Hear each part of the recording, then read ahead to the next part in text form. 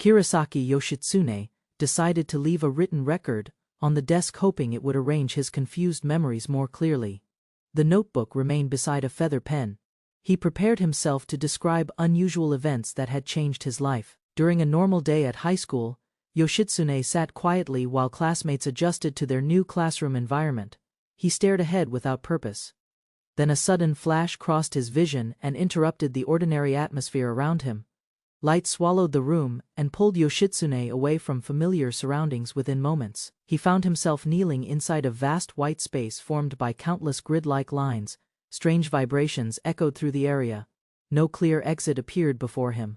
While Yoshitsune examined the mysterious space, a tiny fairy appeared nearby and addressed him calmly. She introduced herself as the spirit responsible for attraction. The fairy welcomed him to Elysium and acknowledged his arrival there, with formal courtesy alone. Yoshitsune introduced himself cautiously while studying the fairy's appearance and behavior. The small spirit revealed her name was Ypsilon. A message announced registration complete before them. Yoshitsune remained silent for several moments while considering the meaning behind this. Yoshitsune faced Ypsilon in the silent chamber and struggled to begin a conversation naturally. Several awkward thoughts crossed his mind, including simple comments about the surroundings. He immediately rejected them and remained hesitant while the fairy waited nearby. Ypsilon watched him with a gentle smile that eased some tension. Yoshitsune noticed her friendly expression and considered complimenting her appearance. The idea embarrassed him because he lacked experience speaking confidently with girls. Uncertainty continued to dominate his thoughts.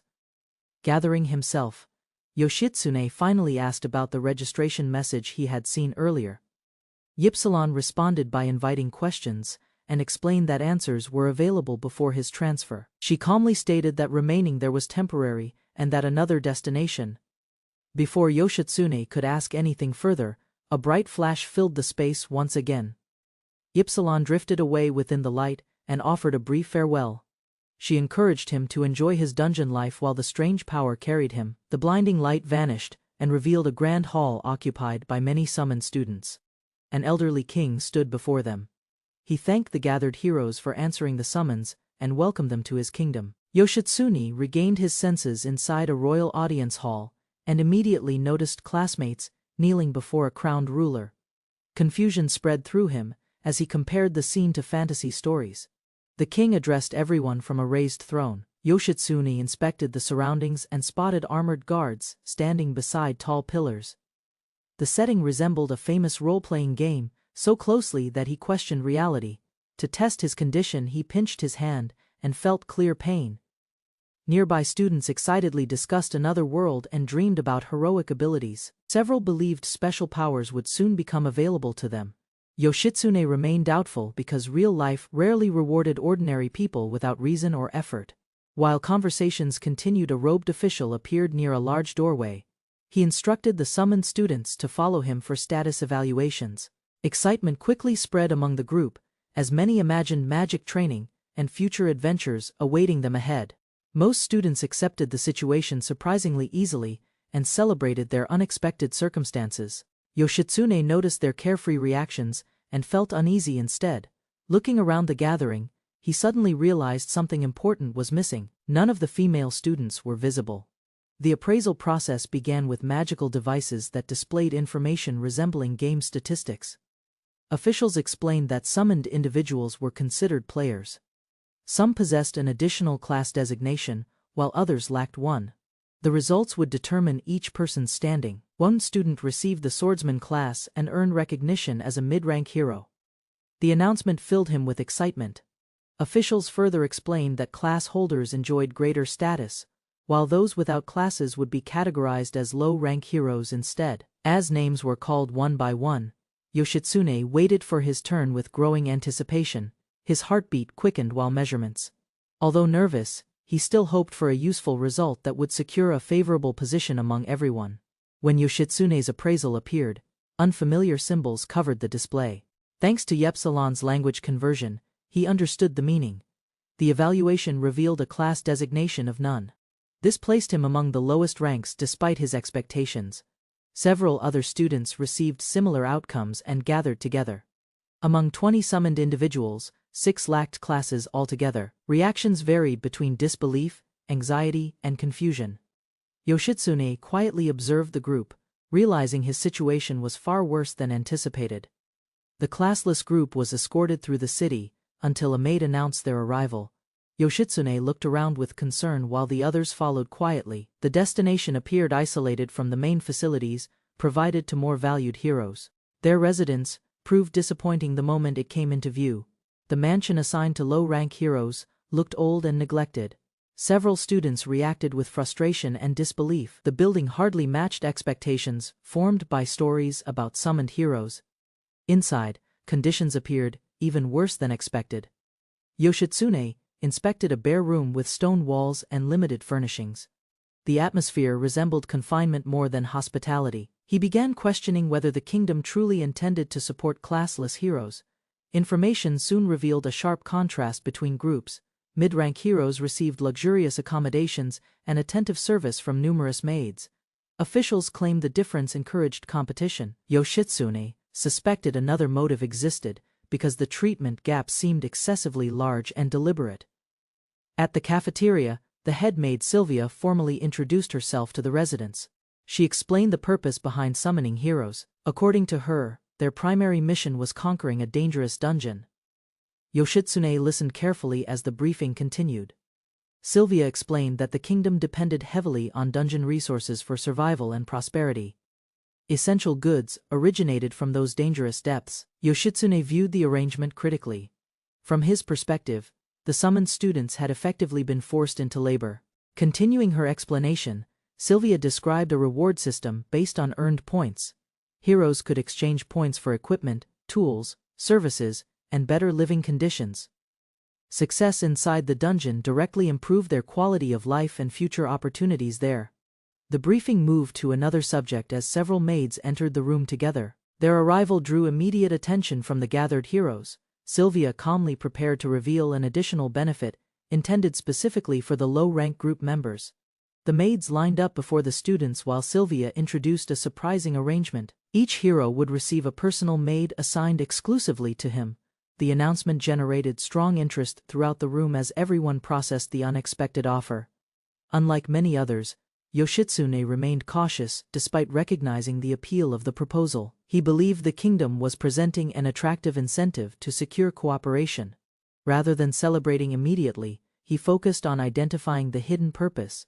The promise of personal maids immediately captured the attention of several classless heroes. Excitement spread through the group as fantasies replaced caution. Even Yoshitsune admitted some interest, though he remained more restrained than many of his enthusiastic companions. Later, Yoshitsune rested alone in his room and considered everything he had learned. The rewards sounded attractive, yet serious concerns remained. The dungeon was genuinely dangerous, and failure could carry consequences far beyond simple disappointment for everyone. Lying on his bed, Yoshitsune weighed temptation against common sense. He wanted companionship, but he lacked confidence in combat abilities. While questioning his future, a knock interrupted his thoughts. He turned toward the door and called for the visitor. A maid named Anessa entered, and politely introduced herself as his caretaker. Yoshitsune immediately suspected the kingdom's intentions. Sending a beautiful maid directly to him seemed designed to influence decisions quickly and encourage commitment to dungeon exploration efforts. 1 week passed within the kingdom. Yoshitsune spent the time training diligently, instead of relying on wishful thinking. Although he did not excel immediately, consistent effort improved his abilities. He felt relieved that his preparation had not been wasted.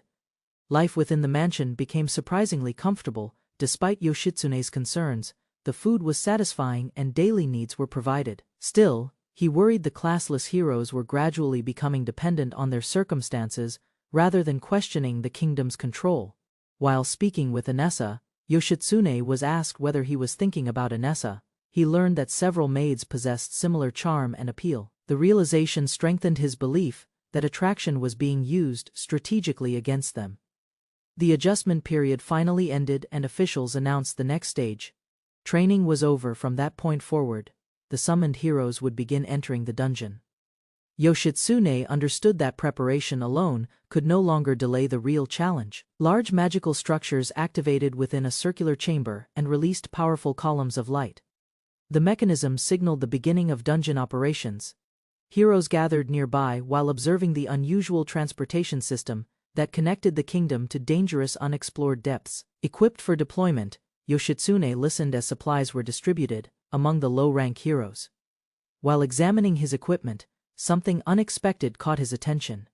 He turned toward the source, immediately, sensing that an important discovery was waiting. As equipment was handed out, Yoshitsune overheard mocking comments from heroes. They laughed at the poor quality of his gear and considered it suitable only for a classless hero. Their ridicule confirmed the low status assigned to him. Yoshitsune ignored the laughter and stepped toward the dungeon transport area. Rather than dwelling on insults, he focused on moving forward. The reactions of others no longer mattered as much as surviving and improving his position. While recalling recent events, Yoshitsune recognized many suspicious aspects behind the summoning and ranking system. Even so, he decided that questioning everything immediately would accomplish little. For the moment, pursuing his own objective remained the most practical choice. His objective became clear in his mind. Yoshitsune wanted enough success and hero points to secure Anessa as his exclusive maid. He genuinely liked her and hoped their relationship could develop naturally if she eventually shared his feelings. Before beginning the challenge ahead, Yoshitsune steadied his emotions through controlled breathing. He inhaled slowly and released the tension clouding his thoughts. With a calmer mindset, he prepared himself to face the dungeon and whatever dangers awaited. Yoshitsune activated the transfer device with determination and committed himself to the challenge ahead. The magical power spread across the platform. The transportation pulled him away toward the dungeon. A sudden shift struck Yoshitsune during transit. His eyes widened as unfamiliar sensations surrounded him from every direction. The rapid movement ended almost immediately, leaving him tense and alert. He understood that hesitation would only make the situation harder. The journey concluded inside a stone passage descending into darkness below. Yoshitsune stood silently while examining the long corridor stretching ahead. An ominous atmosphere filled the dungeon entrance. Tightening his grip on his weapon, he prepared to take his first steps. Yoshitsune found himself inside a narrow stone corridor resembling a role-playing dungeon. Carrying basic equipment, he inspected the walls and knocked against the blocks. The solid surface confirmed the place was real, forcing him to treat everything seriously. Yoshitsune glanced down the passage and noticed only darkness. He wondered whether the summoned students had been separated across different locations. The empty corridor offered no clues, leaving him alone with questions about the strange destination. A shining interface suddenly appeared before his eyes, presenting a simple tutorial request. Yoshitsune considered the possibility that the dungeon functioned like a game system. The unexpected prompt suggested structured rules guiding newcomers through challenges. Information from the terminal began answering his concerns. It described a planet once inhabited by an advanced civilization far beyond Earth's development. A final war had triggered global catastrophe centuries earlier, leaving behind ruins, records, and fragmented knowledge. Further details revealed Elysium was not a nation but a fantasy-themed leisure facility. Survivors and their descendants endured within the dungeon complex, preserving their lineage. Yoshitsune learned the people who summoned heroes originated from that sheltered community itself. The terminal continued explaining that 5 centuries of decline had transformed the once advanced world into a society resembling ancient kingdom. Yoshitsune listened quietly while comparing the description with the futuristic civilization mentioned in records. Additional data revealed that Elysium operated through a perpetual engine, allowing the facility to maintain power despite the collapse outside. Yoshitsune understood why the complex remained functional and accepted the lengthy explanation as necessary for understanding its current state. Once the briefing neared completion, the guide asked whether he possessed further questions. Yoshitsune shifted his attention toward the topic of summoning, because understanding his arrival mattered more than technical details about facilities and history. The response explained that heroes were randomly taken from parallel worlds and treated as units for dungeon challenges. Yoshitsune learned the system lacked any mechanism for preserving their welfare, making summoned individuals effectively expendable pieces within a larger process. Disturbed by the revelation, Yoshitsune summarized the practice as kidnapping people and using them like game pawns. The guide offered no defense or clear justification. Watching armored fighters nearby, he realized the world accepted harsh customs without significant resistance. Moving deeper through the dungeon, Yoshitsune encountered weak slime creatures emerging from hidden passages. He defeated them with little effort and watched their bodies burst apart. The battles provided practical experience, confirming the tutorial focused on simple introductory. The defeated monsters dropped small energy gems, which Yoshitsune collected while advancing. Repeating the process against numerous slimes gradually increased his level. Reaching level 2 required roughly 30 victories, leaving him mildly annoyed by the repetitive training exercises. Continuing along the corridor, Yoshitsune discovered a treasure chest resting alone. The system congratulated him on finding one despite the low probability. Curious about possible rewards, he approached carefully while wondering why such information appeared later. Opening the chest granted Yoshitsune a magic weapon and a small bonus. Only then did the guide mention that treasure chests could contain traps. Frustrated by the delayed warning, he examined the weapon while remaining alert for hidden dangers. With monsters defeated and a treasure chest opened, Yoshitsune completed the required conditions for obtaining the adventurer class. The tutorial clarified that surviving the dungeon represented the final objective. Equipped with new knowledge. The tutorial explained that classes were usually assigned randomly during summoning. Some individuals received superior classes only because they unknowingly fulfilled hidden requirements. Yoshitsune preferred certainty over chance, so he intentionally selected a method that guaranteed steady progress. Yoshitsune reviewed the adventurer class and found it suited his preferences. The class offered balanced combat ability, basic magic, and useful exploration skills. While lacking specialization, it provided flexibility, allowing him to operate independently. His thoughts shifted toward Anessa, the maid he admired greatly. Rather than dedicating himself to dangerous dungeon conquest, Yoshitsune focused on a personal ambition. He hoped to make Vanessa his exclusive maid, and eventually build a future alongside her. Wanting to leave the dungeon, Yoshitsune asked the guide for a return method. The response explained that anyone without special status or affiliation could be removed immediately. Satisfied with the answer, he requested transportation instead of continuing unnecessary exploration. The transfer request was accepted without delay. Seated within a room, Yoshitsune received a final prompt, asking whether he wished to obtain the adventurer class. Confident in his decision, he agreed, completing the process and advancing toward his next goal. Back in normal surroundings, Yoshitsune checked himself for changes caused by obtaining the adventurer class.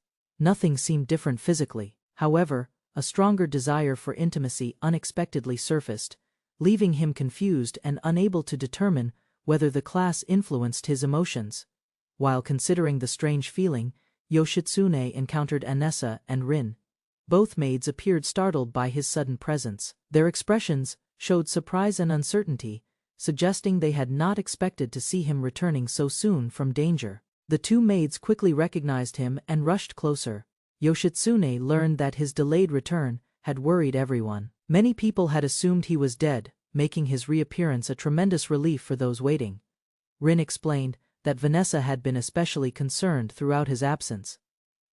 She pointed out the maid's reaction and encouraged Yoshitsune to notice it himself. Vanessa listened quietly while her feelings became increasingly obvious through her behavior and expression. Embarrassed by the attention, Anessa tried to downplay her concern. She admitted only a small amount of worry while maintaining a stubborn attitude. Before the discussion could continue comfortably, Yoshitsune was suddenly pulled away, creating another unexpected commotion. The following morning, Yoshitsune noticed an unusual condition that had not disappeared during rest. Although he had spent the entire night sleeping, the effect remained active. The situation felt abnormal, causing concern while he examined the unexpected physical change. Seeking an explanation, Yoshitsune consulted the fairy guide. She explained that increasing levels temporarily strengthened both physical and spiritual bodies. As a consequence, primal impulses became amplified. The answer clarified the cause, though it did little to ease concern. The guide continued with a warning about possible mental side effects. Extreme obsession and loss of control could develop if caution was ignored. Yoshitsune listened carefully but remained confident that he could manage the situation. Leaving the matter behind, Yoshitsune headed toward the cafeteria. Several summoned individuals occupied the dining hall while eating breakfast. The atmosphere appeared ordinary, providing a contrast to the strange information he had just received regarding level progression during the meal. Some heroes proudly discussed their dungeon experiences.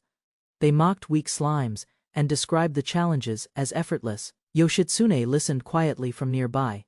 Observing their confidence, he wondered whether their optimism would survive future encounters. While eating, Yoshitsune observed the other summoned heroes. Several celebrated minor victories and treated the dungeon like entertainment. He compared their reactions with Itu's troubled state, realizing not everyone adapted equally well to dangerous experiences and stress. Yoshitsune believed Itu's reaction was understandable. Modern students were unprepared for life-threatening encounters, even against weak monsters. Facing hostile creatures and being forced to fight could easily leave lasting psychological scars on ordinary people without combat experience. His attention shifted when a meal arrived at his table. Yoshitsune examined the simple food with confusion because it differed greatly from previous meals. Curious about the sudden change, he waited for an explanation before making any judgment. Anessa cheerfully explained that earlier meals had been special introductions designed to teach newcomers about the world. The current menu reflected normal standards instead.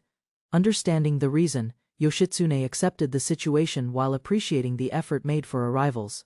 After hearing the explanation, Yoshitsune focused on eating rather than complaining. He compared the experience to receiving a reward before facing hardship.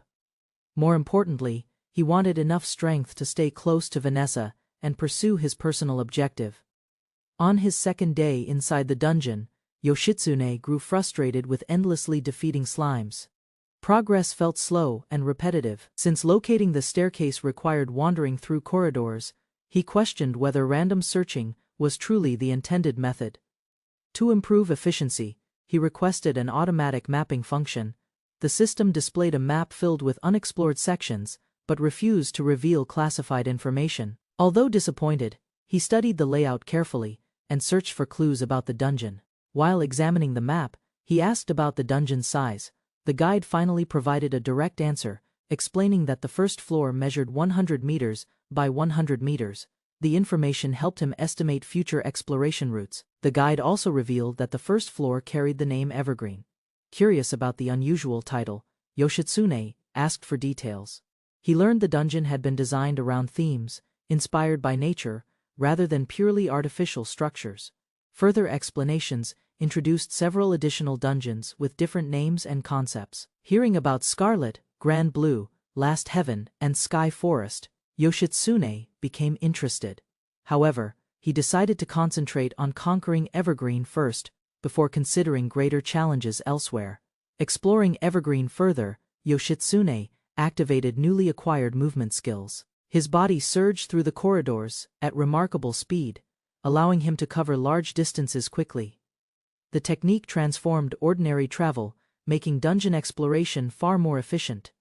Testing the ability further, Yoshitsune launched himself through the air and rapidly changed direction. The movement felt smooth despite the unusual mechanics. Each successful maneuver increased his confidence, proving the adventurer class offered practical advantages beyond simple combat strength.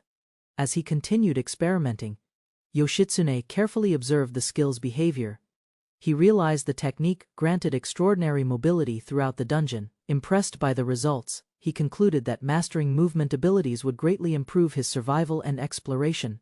Reviewing the details, he learned the skill's function through gravity manipulation rather than ordinary jumping. Accelerate and leap altered his momentum, while another technique allowed movement without support. Understanding the principles helped him use the abilities more effectively.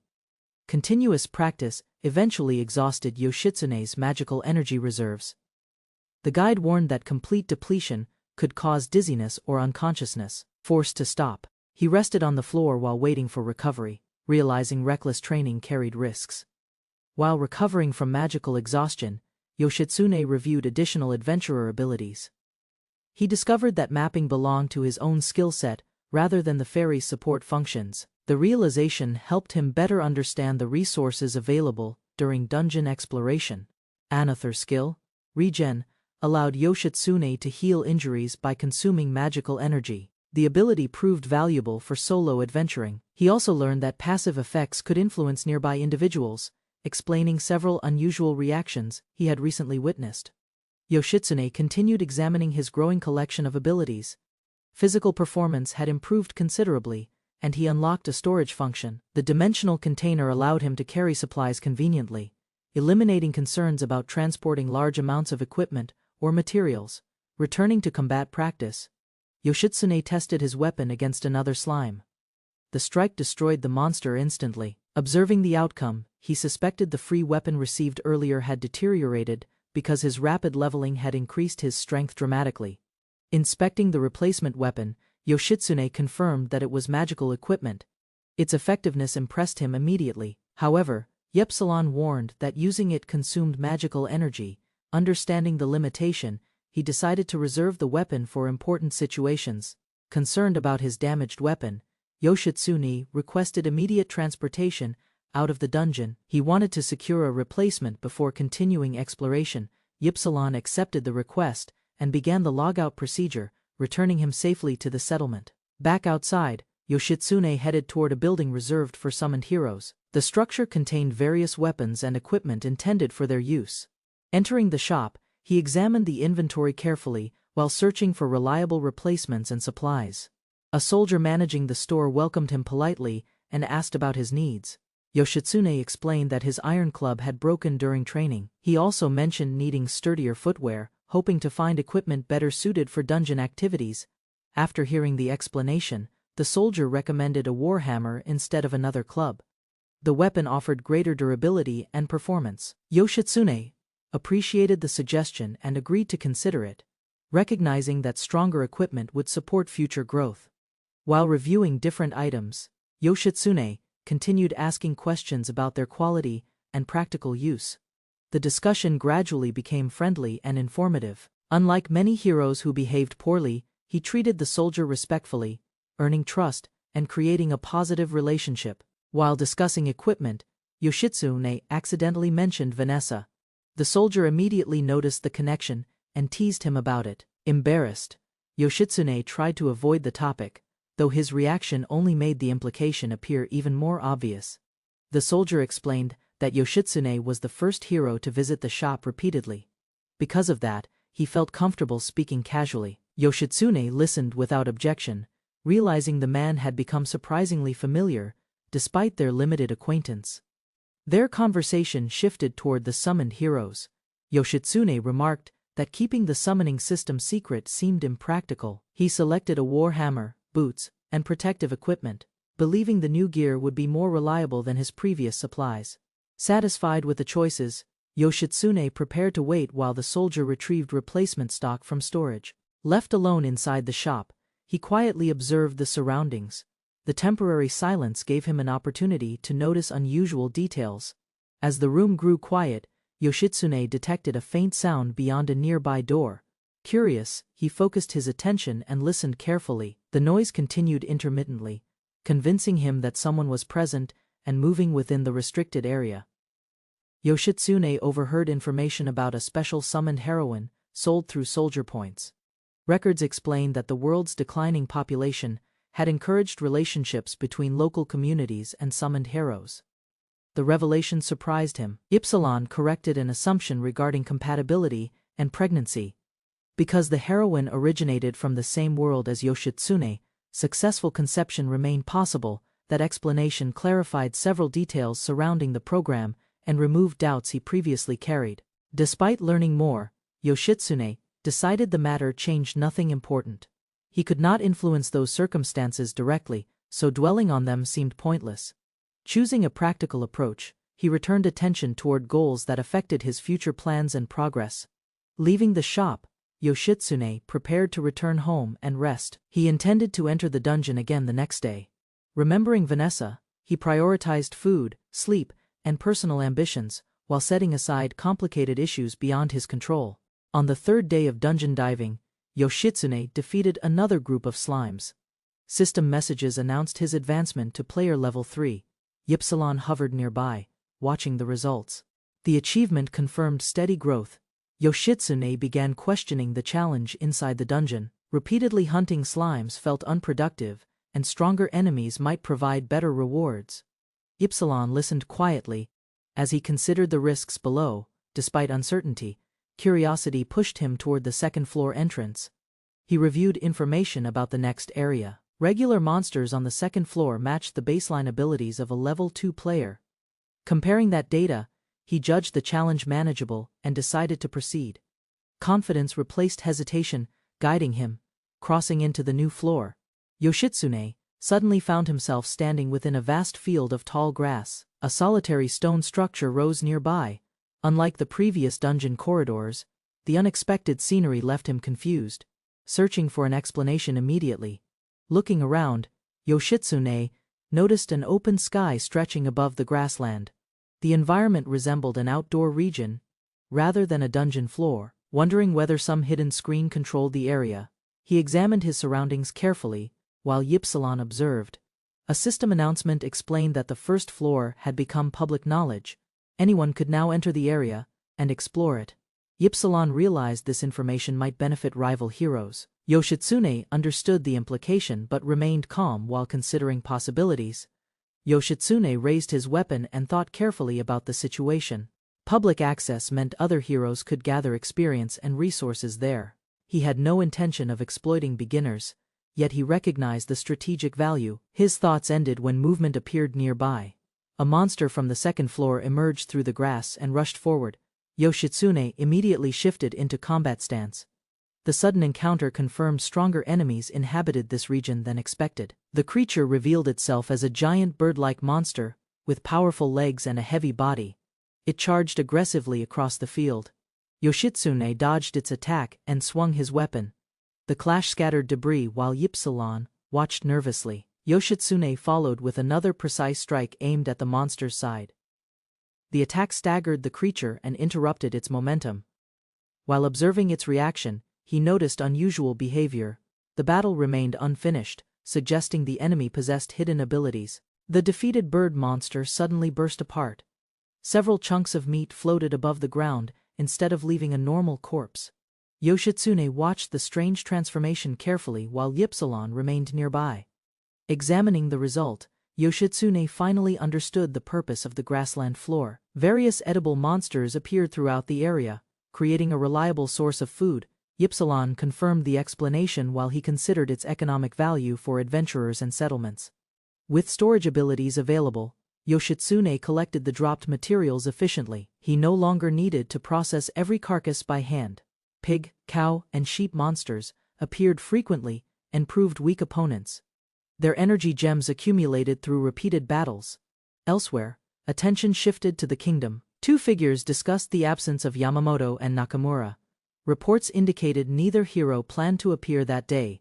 Their continued separation raised questions among companions who expected cooperation during ongoing dungeon exploration efforts. Katu the priest and Kobayashi the mage shared their opinions on the matter. They admitted the missing heroes were not necessarily wrong. However, both believed their behavior focused excessively on pursuing maids rather than strengthening teamwork. Within the kingdom, opinions among the summoned heroes continued separating into distinct groups. One faction focused on clearing dungeons and improving steadily. Another preferred enjoying the benefits provided by nobles. The difference in priorities became increasingly noticeable. During a discussion, Kobayashi admitted that something about the hero system felt unusual. The arrangement seemed difficult to explain logically. Rather than dismissing the feeling, he examined details carefully and searched for reasons behind his growing suspicion. The conversation deepened as several possibilities emerged. Perhaps the heroes misunderstood their circumstances, or perhaps important information had been intentionally concealed. Despite receiving comfort, resources, and freedom, doubts remained. The seemingly perfect situation felt strangely convenient overall. One example strengthened those concerns. A maid assigned exclusively to a hero was secretly the daughter of a noble family. Such an arrangement appeared remarkably advantageous, rather than easing suspicion. The revelation made the kingdom's motives appear increasingly questionable. Not everyone accepted the theory. Some companions argued that excessive speculation only created unnecessary worries. They suggested simpler explanations, including homesickness and personal concerns. The lingering uncertainty prevented the heroes from reaching a common conclusion. The discussion shifted toward personal desires and future choices. Some heroes argued that life in this world offered advantages unavailable in Japan. Comfortable living conditions and attractive companions made the possibility of remaining permanently seem surprisingly appealing. Rather than dwelling on doubts, several heroes chose a practical approach. They focused on earning hero points and expanding their opportunities. Conversations turned toward acquiring additional maids, treating progress as the most immediate and achievable objective. Meanwhile, Yoshitsune reviewed the results of his efforts on the second floor. Only one day of grinding had produced remarkable gains. The accumulated rewards exceeded expectations, and his total hero points climbed beyond 300 surprisingly quickly. A notification announced that an important objective had been completed. Ypsilon celebrated the achievement enthusiastically, while Yoshitsune accepted the result with satisfaction. Although the accomplishment felt somewhat straightforward, he appreciated the reward and prepared for his next goal. With his latest success secured, Yoshitsune advanced to another matter. He approached a merchant regarding the maid rank medallion discussed earlier. The negotiation represented another step in strengthening his position while making use of newly earned resources. The merchant completed the paperwork and officially transferred ownership of the maid rank choker to Yoshitsune. Congratulations followed the agreement. Grateful for the successful purchase, he offered valuable meat to celebrate with nearby soldiers. A massive cut of high-quality steak immediately attracted attention. Yoshitsune suggested dividing the food among the soldiers stationed there. Several men hesitated because of its value, but his generous attitude eased their concerns and earned further goodwill. While waiting for the choker to arrive, Yoshitsune spoke with the merchant again. The man expressed sincere gratitude for the gift. Seeing free time available, Yoshitsune casually suggested spending a few rounds together, treating the moment as friendly recreation. The conversation stirred Yoshitsune's imagination for a moment. Thoughts of future maids and growing opportunities crossed his mind. A satisfied expression appeared across his face as he reflected on recent progress, rewards, achievements, and plans for continued advancement ahead. Back among the soldiers, the shared feast became a lively gathering. Everyone enjoyed the exceptional meat and praised its flavor. More supplies remained available, ensuring additional meals for the group. The successful celebration strengthened morale, friendships, trust, cooperation overall. As the feast continued, Yoshitsune wondered whether receiving so much in return for simple generosity felt unbalanced.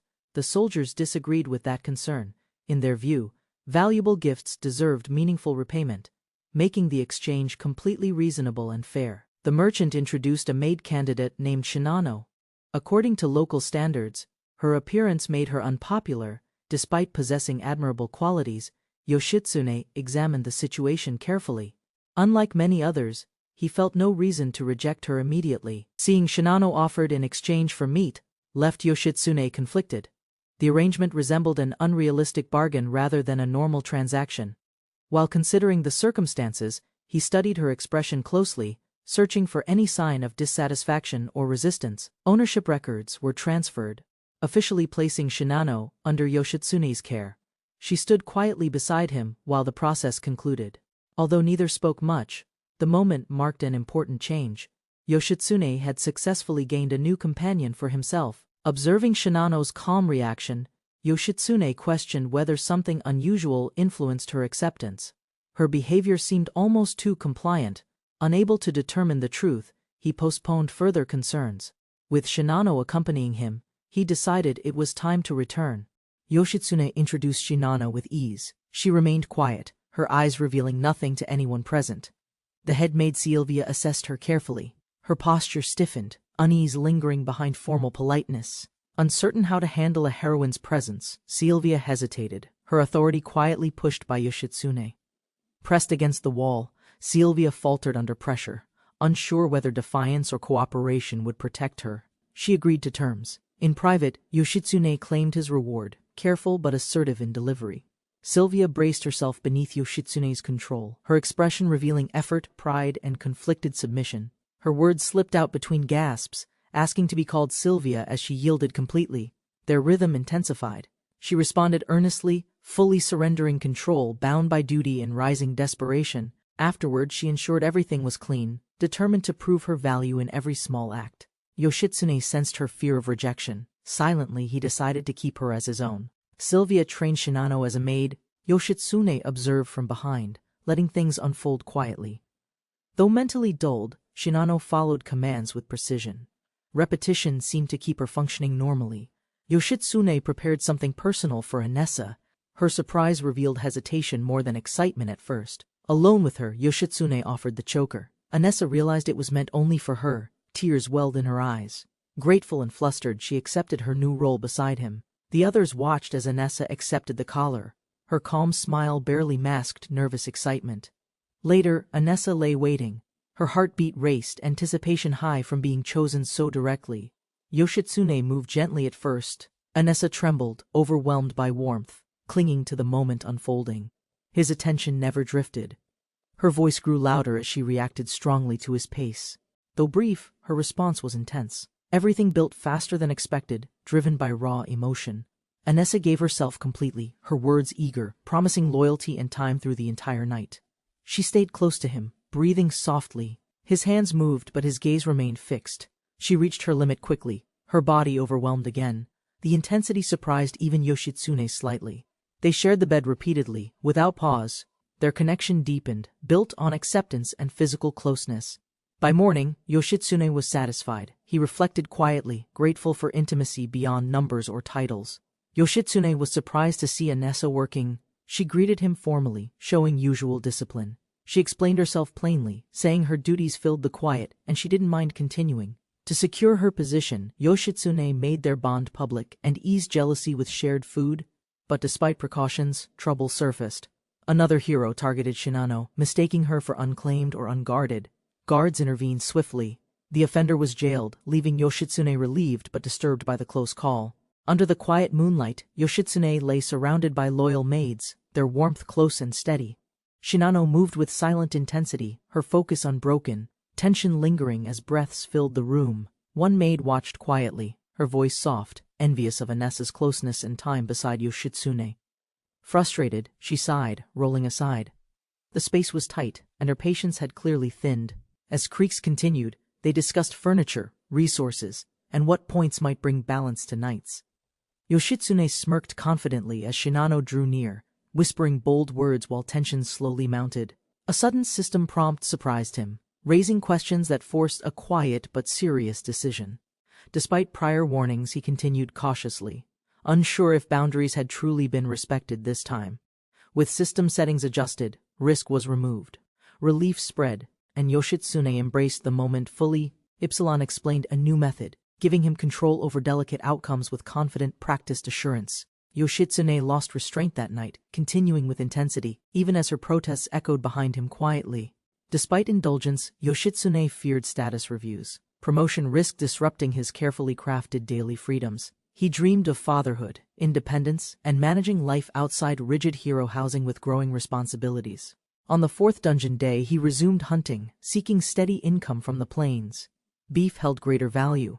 Yoshitsune targeted cows with tactical precision, prioritizing profit over danger. Using swift air techniques, he struck cleanly, bringing down targets with well-trained combat flow. Yoshitsune followed up mid-air movements with a slash, cutting down multiple beasts in a flash. While juggling coins, he reminded himself to stay cautious, especially against enemies moving in groups. Reaching level 4, he gained a new passive skill, gradually learning how to adapt smoothly. From a second chest he claimed jump boots, testing them carefully while analyzing trap patterns. Excited by the boost, he leapt upward, wondering how skills might amplify this power. Yoshitsune crashed hard after his leap, realizing too late how fast he had accelerated downward. In pain, he recognized his mistake. It was his first real injury from sheer recklessness. Still, mobility remained critical. He couldn't abandon Anessa or Shinano without mastering his escape routes. At breakfast, Itu proudly announced Alice as his exclusive maid, drawing surprise from everyone around. Though Yoshitsune congratulated him, Itu's cold glare revealed resentment masked by shy, reserved behavior. Inside the mid-rank hero mansion, another hero dragged a maid down the hallway wordlessly. Moments later, intensity peaked. He pushed past restraint, overwhelming her with force and single-minded focus. The maid trembled from exhaustion, whispering thanks. The hero, unsatisfied, stared ahead, craving more release. Once a side effect. Heightened drive now defined the project's core system for summoned heroes. As levels rose, so did urges. Their needs became extreme, binding strength with desire unnaturally. To many women, these heroes became unmatched in status, strength, and physical intensity altogether.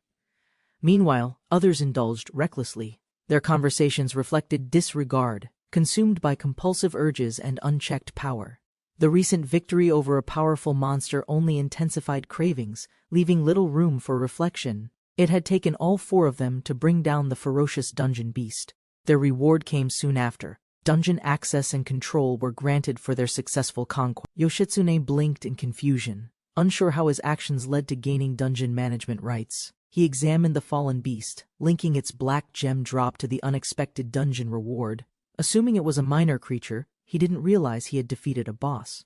Confidently, he entered the next floor, believing repeated magic strikes would keep him safe. But an aggressive scarecrow quickly overwhelmed him, proving this floor's enemies were no joke. Yoshitsune charged forward, realizing quickly that stronger monsters guarded each deeper dungeon floor. The scarecrow spun violently, unleashing a storm of attacks across the surrounding battlefield without pause. Timing his leap, Yoshitsune shouted and struck from above with full force and determination. The barrage landed cleanly, his magic blades raining down in a precise aerial combo. As the last strike hit, he steadied himself, watching the aftermath closely from a distance. Yoshitsune gasped. Blood spilled unexpectedly. The scarecrow's counterattack pierced through his side with brutal speed. The scarecrow advanced without hesitation. Its movements sharpened, relentless, and aimed directly at Yoshitsune's chest. Fear surged through him. For a moment, he truly believed he wouldn't survive this time. He remembered the faces waiting at home. Their smiles reminded him what he was fighting for. Fueled by resolve, he shouted and lunged. He refused to let this be his end. Yoshitsune screamed, spinning through the air. Pain surged, but his grip on the sword held. He slashed across the monster's core, sending limbs flying as dark energy burst outward. Despite exhaustion, he readied again. The scarecrow lunged, and he prepared for the final push.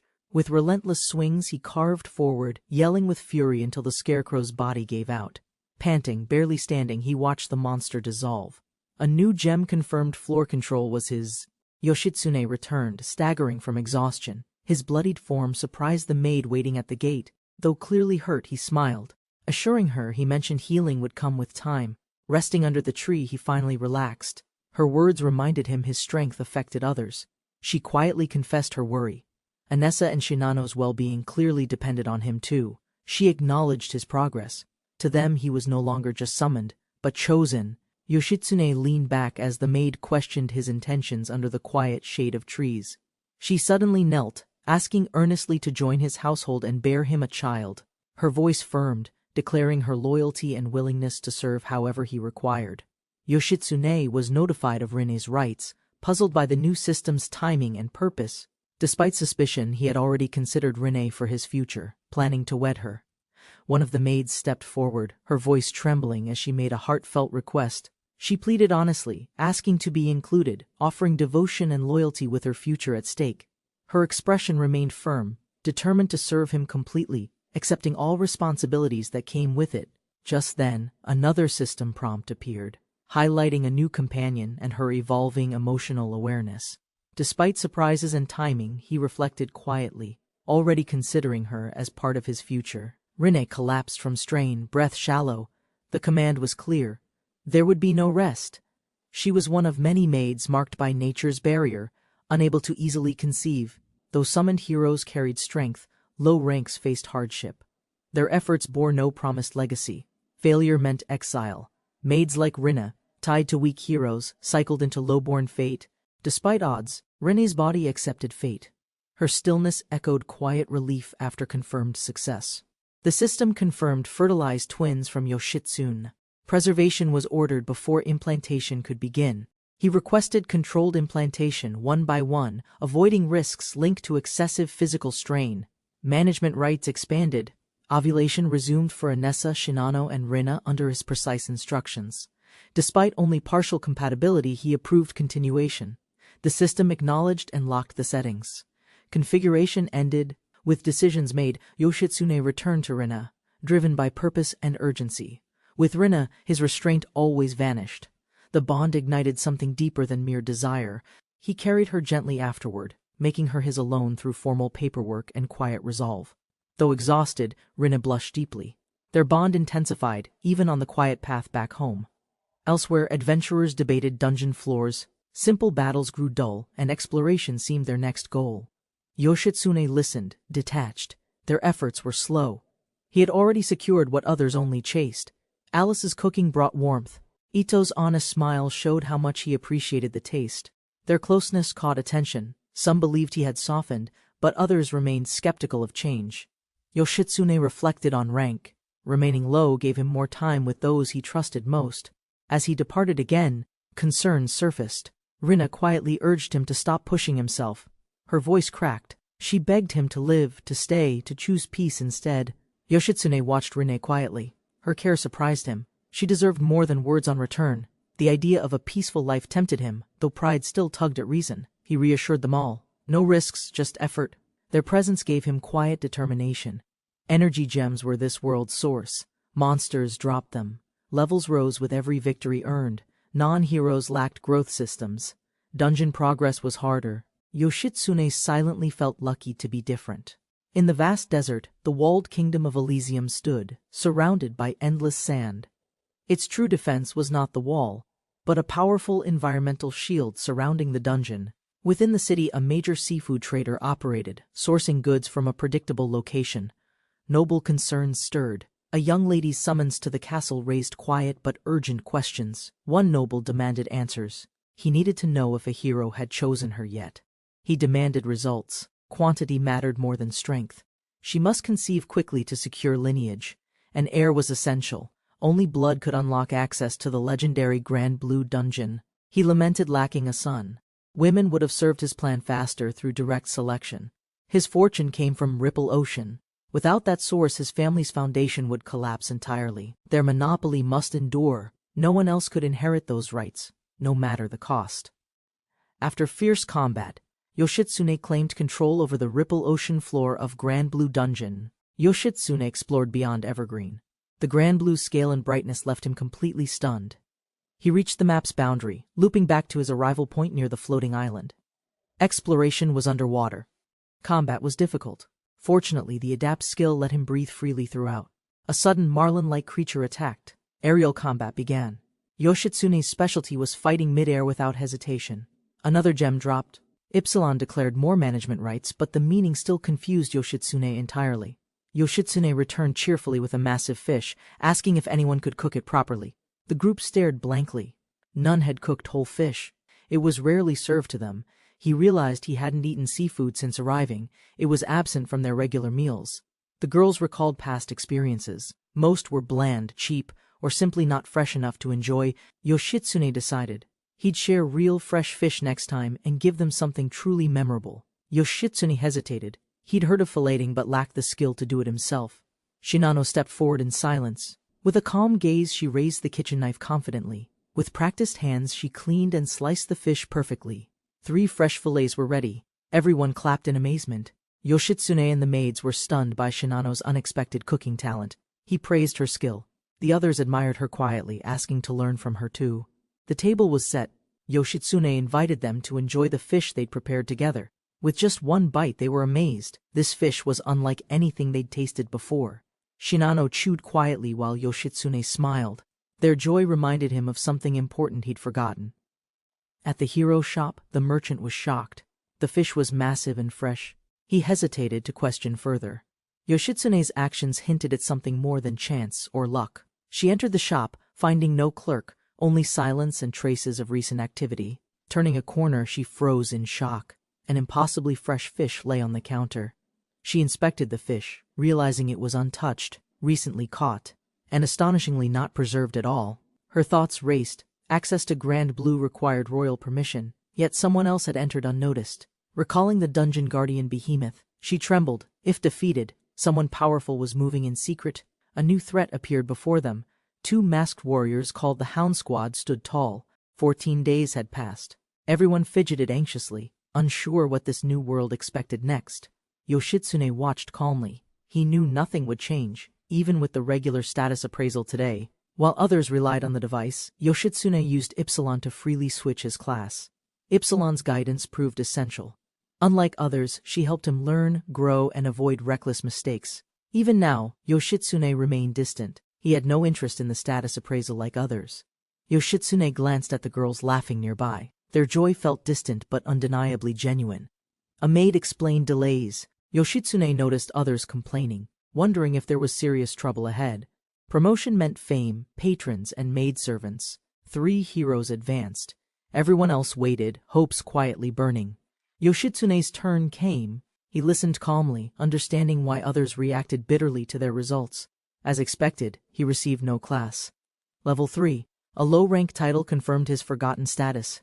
Yoshitsune used a disguise skill. Faking his results kept his identity and level hidden safely. He brushed off suspicion.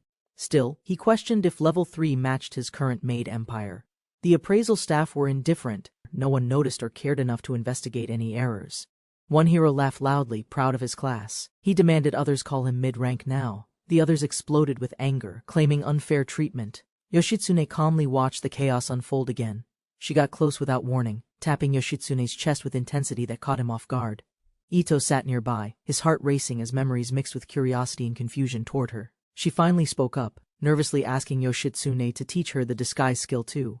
Alice wanted to be with Yoshitsune alone, refusing other maids, filled with emotional conflict. Ito exploded inside, tormented by jealousy and hate, masking it all with a forced smile. Behind closed doors, intimate moments unfolded.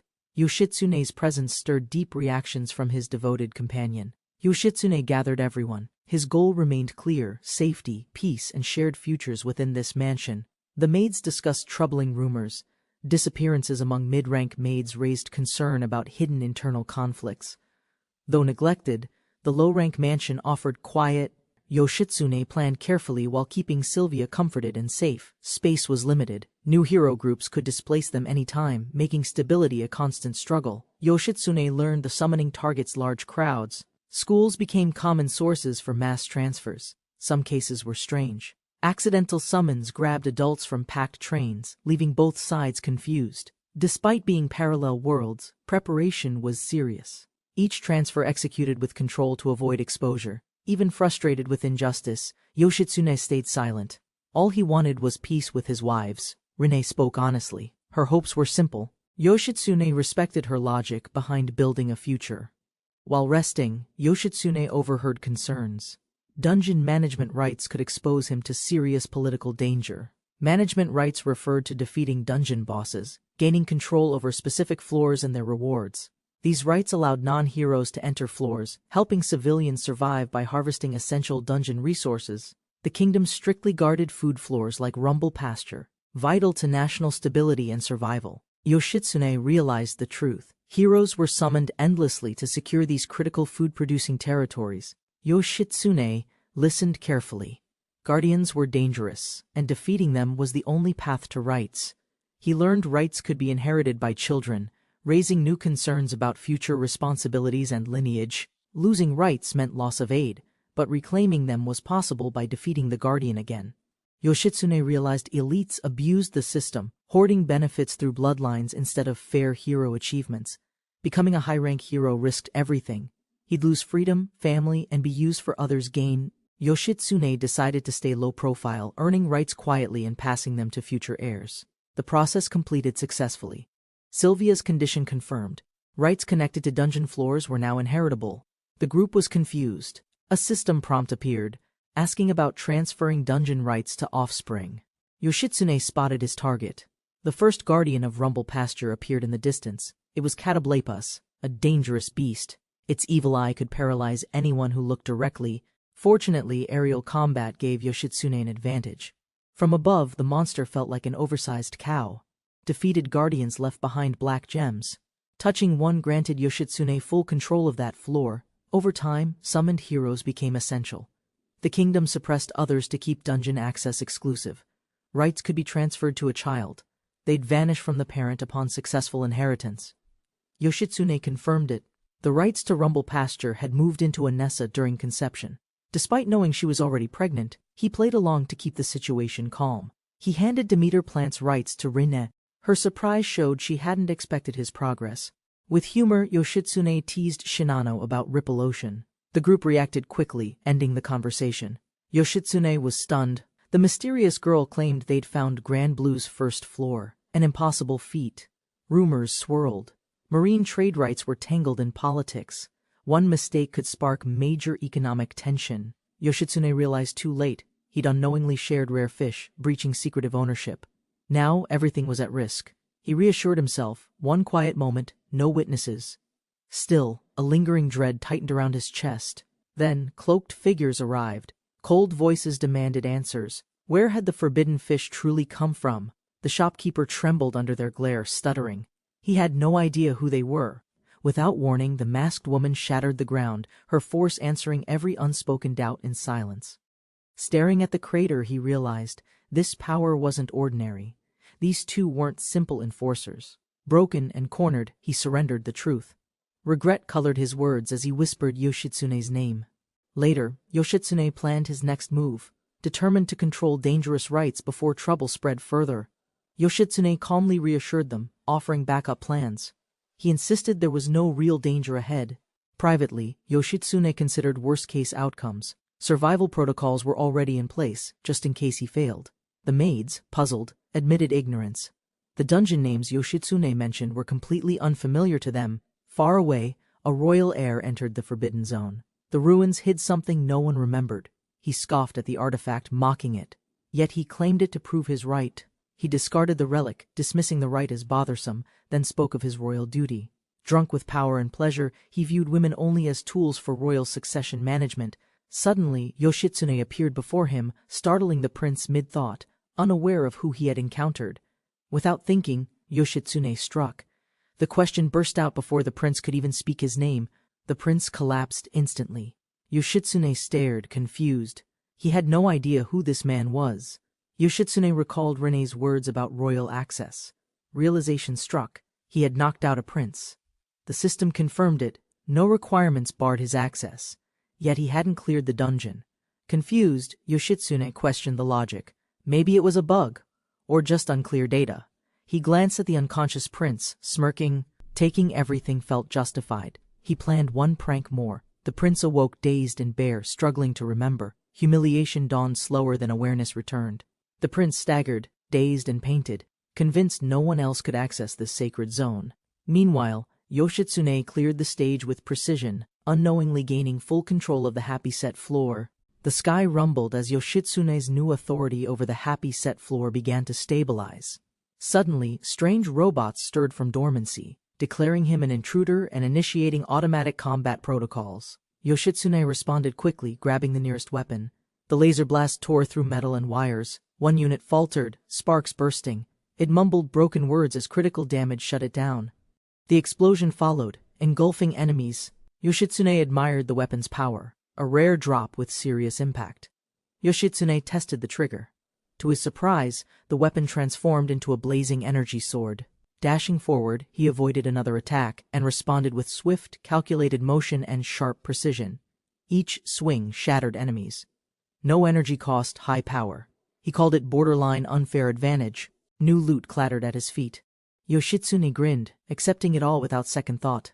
But the assault resumed.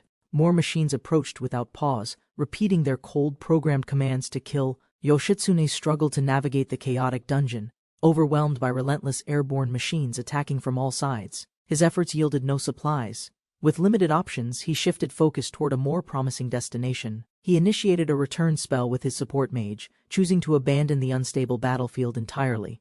Elsewhere, a determined woman approached an old building, sensing Yoshitsune's presence hidden deep within its walls. Inside, a maid pondered Yoshitsune's mysterious resource. Its origin defied logic, raising questions about his role. Doubt filled her mind. A low-rank hero couldn't possibly access Ripple Ocean or Grand Blue. Unable to rely on others, she chose to investigate the truth directly by herself. She began her search in the cafeteria, suspecting food records might expose hidden connections. In the kitchen, she quietly observed the maids, hoping to notice something out of place. Conflicted, she hesitated. Should she confront them outright or uncover the truth through careful questions? A sudden cry startled the maids. One rushed out, concerned by the unexpected disturbance nearby. Two energized men had overwhelmed a maid. Their intensity, fueled by training, proved difficult to resist. Despite resistance, the maid struggled internally, ashamed of losing control amidst forced physical dominance and pressure. Her strength waned completely. Caught in exhaustion, she could no longer fight off their heated advance. Gasping, she returned to report. Spotting Yoshitsune, she announced her discovery, shaken but focused again. Pulled into distraction, the maid resisted attention. Her mission remained unfinished, despite escalating interference behind her. Yoshitsune noticed rising energy among the men, but warned them not to touch key personnel. Other maids, alert and watchful, subtly shielded Sylvia by redirecting attention without raising suspicion or alarm. One imprisoned figure remained forgotten. Rumors spread quietly about his release, stirring unease among some staff. Later, Yoshitsune casually handed domain rights to Shinano, offering it as a token of goodwill. Shinano paused as her hand touched the gift. Something stirred quietly behind her expressionless eyes. She sat in silence, hands moving over her uniform, uncertain of the feelings inside. Facing Yoshitsune, her gaze lingered. Neither spoke, yet both understood something unspoken had shifted between them. Yoshitsune reflected aloud. Her emotions weren't natural. The procedure altered her completely, leaving him conflicted. He asked about reversing it. The fairy confirmed it was too late. 1 week remained. Shinano's blank gaze showed no confusion. Her current state had long become her default condition. After brief silence, Yoshitsune made his decision. His expression hardened with certainty and quiet resolve. He gently patted her head. As long as she smiled now, that was enough. Despite suppressed cognition, her behavior still leaned toward Yoshitsune. Feelings of safety lingered from long before. She reflected coldly. Compared to past trauma, her present life still offered less suffering overall. Overcome by emotion, Shinano whispered his name. Her voice trembled as feelings surfaced without restraint. She recalled her old world. Distant admiration became love only possible after crossing dimensions. Despite failed timelines, she remained hopeful. Every attempt brought her closer to being with Yoshitsune. Back in school days, before summoning, classmates gathered. Ordinary moments carried unspoken dreams and connections. Even then, her feelings stirred quietly. Teased by friends, she couldn't hide her thoughts for him. As he entered, Shinano froze. Their eyes nearly met, but no words were exchanged. Shinano's silence lingered. Friends encouraged her, frustrated by her hesitation to speak to him directly. Suzuri teased lightheartedly. Others might approach him first. Shinano still remained silent, feeling the pressure. Overwhelmed, Shinano held back tears. Regret filled her chest. Her feelings remained trapped within herself. Suddenly, her surroundings shifted. The world around her disappeared, replaced by an unfamiliar, isolated space. Trapped inside a strange grid, Shinano panicked. A strange voice welcomed her to Elysium. She was greeted by a small creature. It introduced itself as the spirit Theta. Confused, Shinano gave her name. Theta confirmed contract registration, shocking her with its unexpected process. Theta explained the consequences. Without full registration, she'd face serious challenges starting from hard mode. Overwhelmed, Shinano sat and listened. Theta patiently explained the system rules and how it worked. Yoshitsune watched helplessly as the prince claimed power, marking classmates and seizing control through fear. The captured girls were handed to soldiers, trapped in a grim, repeating system of cruelty. Shinano used her summoning gift to create a second self, escaping mental domination briefly. Though her mind escaped, her original body remained caught, enduring horror she could no longer prevent. 10 days passed. Tears burned. Rage grew. Shinano swore revenge against the monster tormenting her. Shinano endured quietly. The man's selfishness angered even his allies, but no one intervened. A potion was used, designed to break limits, forcing unnatural outcomes in pursuit of control. Just as despair consumed her, something changed. A new presence arrived, halting the brutal pattern. In that instant she smiled. Her heart recognized a shift, different from all before. Her body reacted, but her spirit refused. Resolve surged back. She rejected what they forced. Shinano overrode the system's rejection, forcing new attempts and discarding every failed intrusion from others. Though surrounded by failure, she persisted. Her determination fought against countless setbacks without losing focus. At last, confirmation appeared. Shinano's long battle reached resolution through unwavering control and internal command. Relief surged through her body. For the first time, she felt light, free, truly alive. No matter what followed, Shinano secured one truth: her future belonged to Yoshitsune and no one. Her assignment to Yoshitsune wasn't random. Even others saw the twisted imbalance finally punished. Despite the suffering endured, Shinano found peace knowing her connection with Yoshitsune remained unbroken. Each night brought renewal. Her other self faded, but Yoshitsune's kindness stayed constant in memory. A higher spirit intervened. The preserved life was locked away, requiring negotiation for its future. Her body secured 30 lives. With unwavering resolve, she accepted only Yoshitsune as the father. Shinano believed winning the contract would secure her place forever beside Yoshitsune as his bride. His growing devotion strengthened her chances. Each gesture of love pushed her closer to certainty. Free of hesitation, Shinano embraced her bond with Yoshitsune, grateful for peace in this world. Within the Evergreen Dungeon's 3rd floor, a massive beetle guardian appeared, guarding the granary manor. The beetle advanced aggressively. Its heavy steps warned challengers of overwhelming strength and direct assault. Though defeated, the beast burned. Yoshitsune mocked its weakness, noting bosses lacked effective ranged defenses. The Scarecrow boss remained a problem. Yoshitsune still recalled that fight's burden with frustration. Now level 8, his barrier toughened. Light blows barely scratched him. He laughed mid-battle, unshaken. Yoshitsune managed inventory through his warehouse skill, but still lacked reliable offensive abilities in battle. Worried about weakening through class change, he decided to wait and explore further options first. Craving seafood, Yoshitsune adjusted the teleportation gate.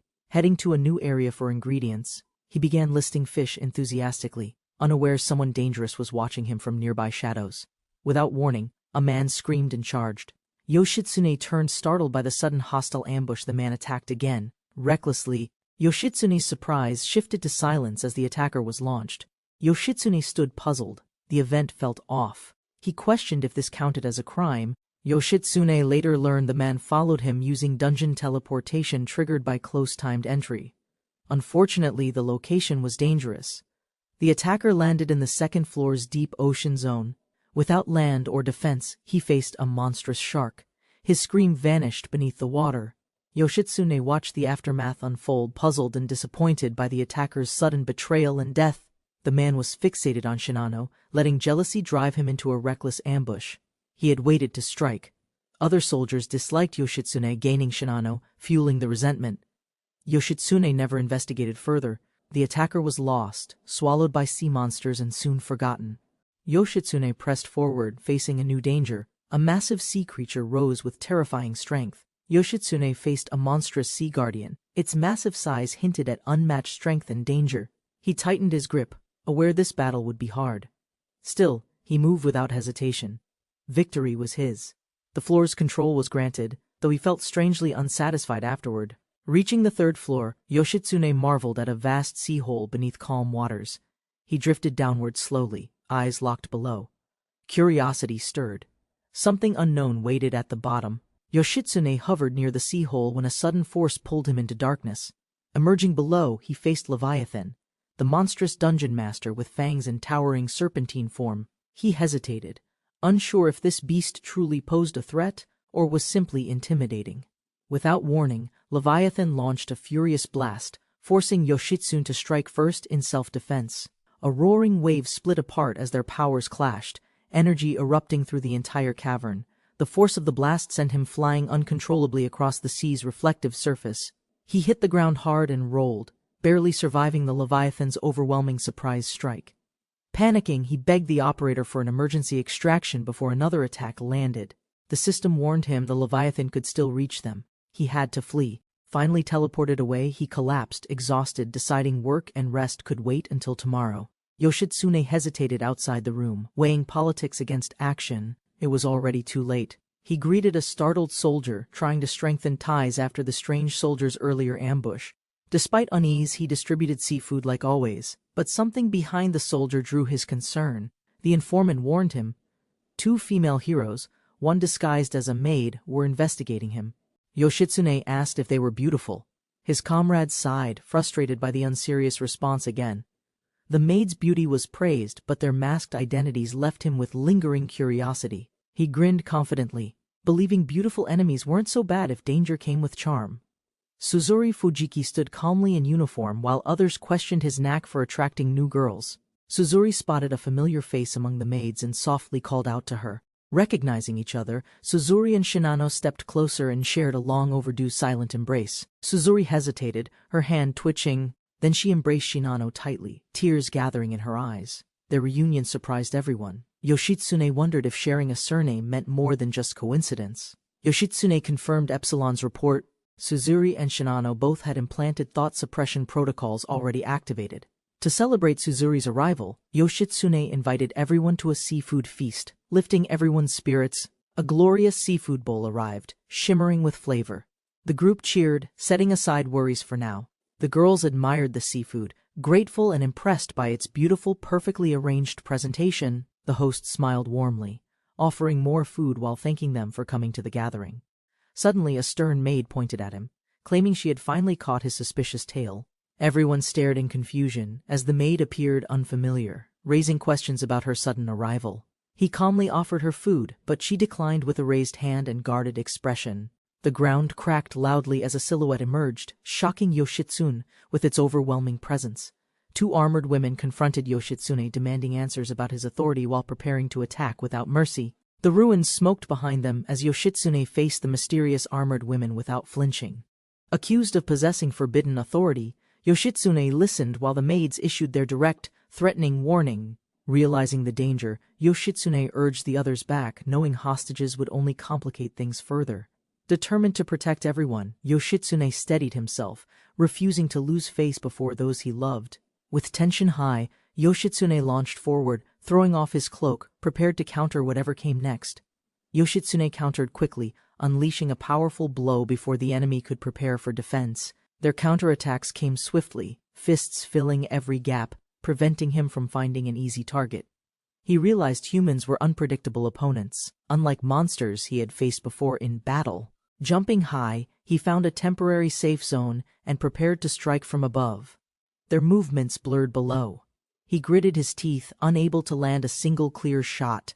He tightened his grip on the weapon, aware one mistake could harm his allies. An enemy lunged without warning. He barely dodged the strike, heart racing from the close call. She struck him hard.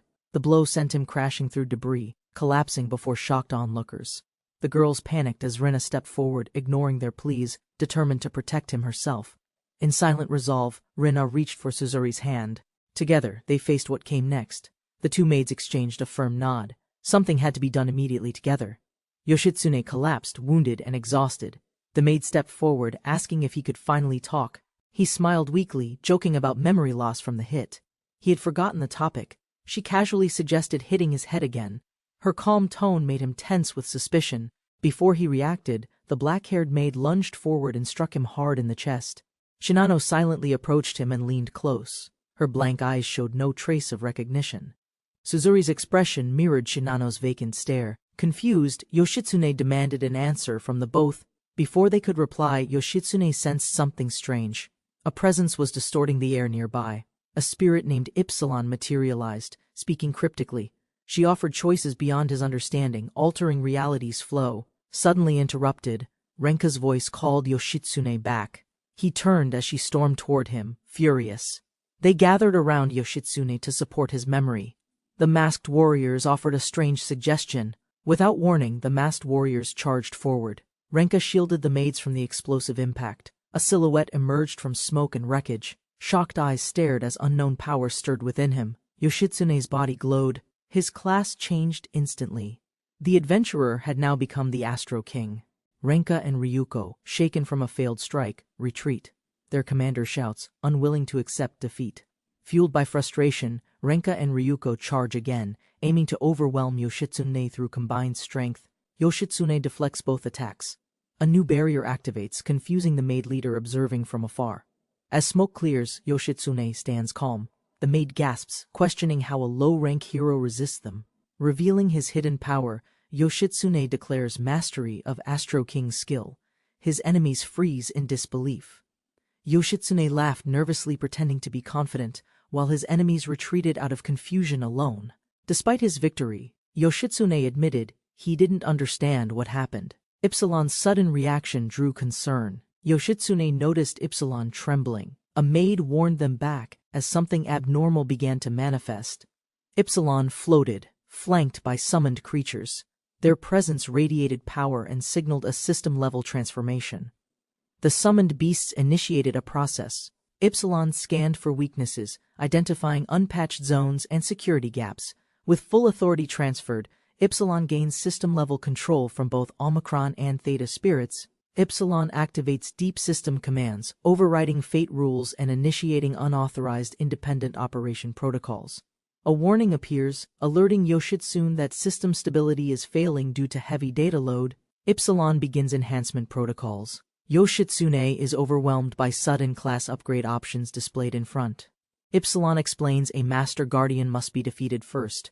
Behind them, a powerful dragon approaches silently. Yoshitsune is offered class selection. Despite the odds, he chooses to take direct control instead. He asks Ipsilon's advice. She recommends a stroking, and he accepts with confidence and determination. The upgrade completes. Yoshitsune's adventurer class is overwritten. His stroking form now accesses advanced skill levels. As lights swirl, Ipsilon activates a transformation ritual. The change marks an official system-level promotion. Yoshitsune emerges in his new form, strengthened, calm, and ready for whatever comes next. Yoshitsune, now transformed, unleashes a wide-range blast. His enemies are caught and thrown backward violently. The shockwave destroys buildings. Both opponents crash through debris, collapsing unconscious under rubble from the impact. Yoshitsune observes the destruction. He mutters casually, realizing he underestimated the power of Astro King's expansion. He launches into the air. Below, the maid squad watches in stunned silence as he moves, landing beside the defeated enemies. Yoshitsune activates a holographic interface and opens access to Hangar.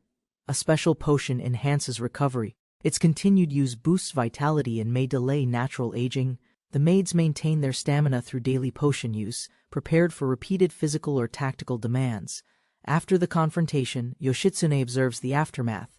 Injured enemies lie unconscious, confirming his overwhelming dominance. The defeated maid leader accepts judgment. She stands firm, offering no resistance to her punishment. Yoshitsune approaches her offer seriously. Tension rises as he prepares a response, authority clearly in hand. Yoshitsune asserted dominance in private, reinforcing loyalty among his maids through tension and physical submission. The girl's presence halted trade. Yoshitsune planned direct talks to restore the seafood supply chain. To avoid complications, Yoshitsune silenced witnesses, ensuring no interference disrupted his quiet political maneuvering. He struck a deal, open access to Grand Blue in exchange for seafood rights control. Satisfied with progress, Yoshitsune left orders and considered returning occasionally to maintain influence and discipline. Yoshitsune learned his dungeon access was linked to Ipsilon's ability, bypassing normal entry conditions entirely. She explained that all high-ranking adventurers were once targeted for nerfs before war halted updates. Though the nerf made sense, Yoshitsune disliked it. Ipsilon couldn't confirm if it might resume. Seeing the risk, Yoshitsune decided to conquer remaining dungeons quickly before any system changes arrived. Elsewhere, an explosion destroyed a mansion. Soldiers triggered it by igniting alcohol near stored gunpowder. Yoshitsune finalized his negotiation. With business secured, he returned home, thinking quietly about power and survival. His maids welcomed him. Having waited long, Yoshitsune prepared to reinforce loyalty through intense personal bonding. That night, emotional and physical ties deepened. Several maids conceived, strengthening their future within Yoshitsune's household. Yoshitsune Kurosaki soared through the sky, announcing himself boldly as he prepared to demonstrate strength. He had earned the Astro King class during battle, now testing its power inside Grand Blue. Unleashing the jet skill, he accelerated violently, causing a sonic boom and crashing into the sea. With Adapt skill active, Yoshitsune moved freely through air and water, temporarily reaching the astronaut state. Ipsilon explained Astro King could manipulate void energy, a rare power beyond standard magical classifications. Ipsilon explained that world synchronization could allow cross-world interference if energy exceeded safe thresholds. Despite her over-explanations, Yoshitsune appreciated Ipsilon's guidance, though her lectures often went too far. He didn't fully grasp the details, but understood Astro King's potential included dimensional travel. After unintentionally defeating a sea monster, Yoshitsune casually prepared to bring it home for dinner. Back at the mansion, his maid welcomed him warmly, unaware of his latest dimensional discoveries. Yoshitsune's maid expressed longing. Their connection deepened in quiet, personal moments away from public eyes. Their encounter escalated, driven by trust and shared desire built over many days of closeness. As the bond intensified, Yoshitsune allowed the maid to experience his affection without restraint. Later, medical scans confirmed conception. The unborn child had inherited unique authority from dungeon-linked energy. Overflowed, the revelation of new life left even skeptics tearfully convinced. Sylvia broke down, revealing past heartbreak after being rejected for her inability to bear children. Now a maid under Yoshitsune, Sylvia felt redeemed, tearfully grateful after finally conceiving new life. Shinano and Suzuri, unusually close, caught Yoshitsune's interest for their synchronized behavior and matching features. Their closeness raised suspicions. Yoshitsune wondered if they were more than friends, possibly actual siblings. In another world, a girl searched. Her older sister had disappeared without a trace. News reported a mass disappearance. Some believed it was a prank. Others demanded a deeper explanation. The missing students came from elite schools. Families clashed while authorities scrambled to suppress information leaks. The media stirred public anger but ignored real leads. Blame overshadowed meaningful investigation or progress. One girl, desperate for truth, refused to forget. She silently vowed to uncover what happened. Amid ordinary crowds, she searched quietly. Her mission had begun, unnoticed by a distracted world. In a crowded public space, the girl suddenly noticed armored guards no one else acknowledged. Moments later, she and others found themselves in a foreign place, unsure what had happened. The soldiers whispered confusion. The number of arrivals was too high for standard summoning protocols. A royal figure addressed them all, declaring thanks for responding to a hero's summoning.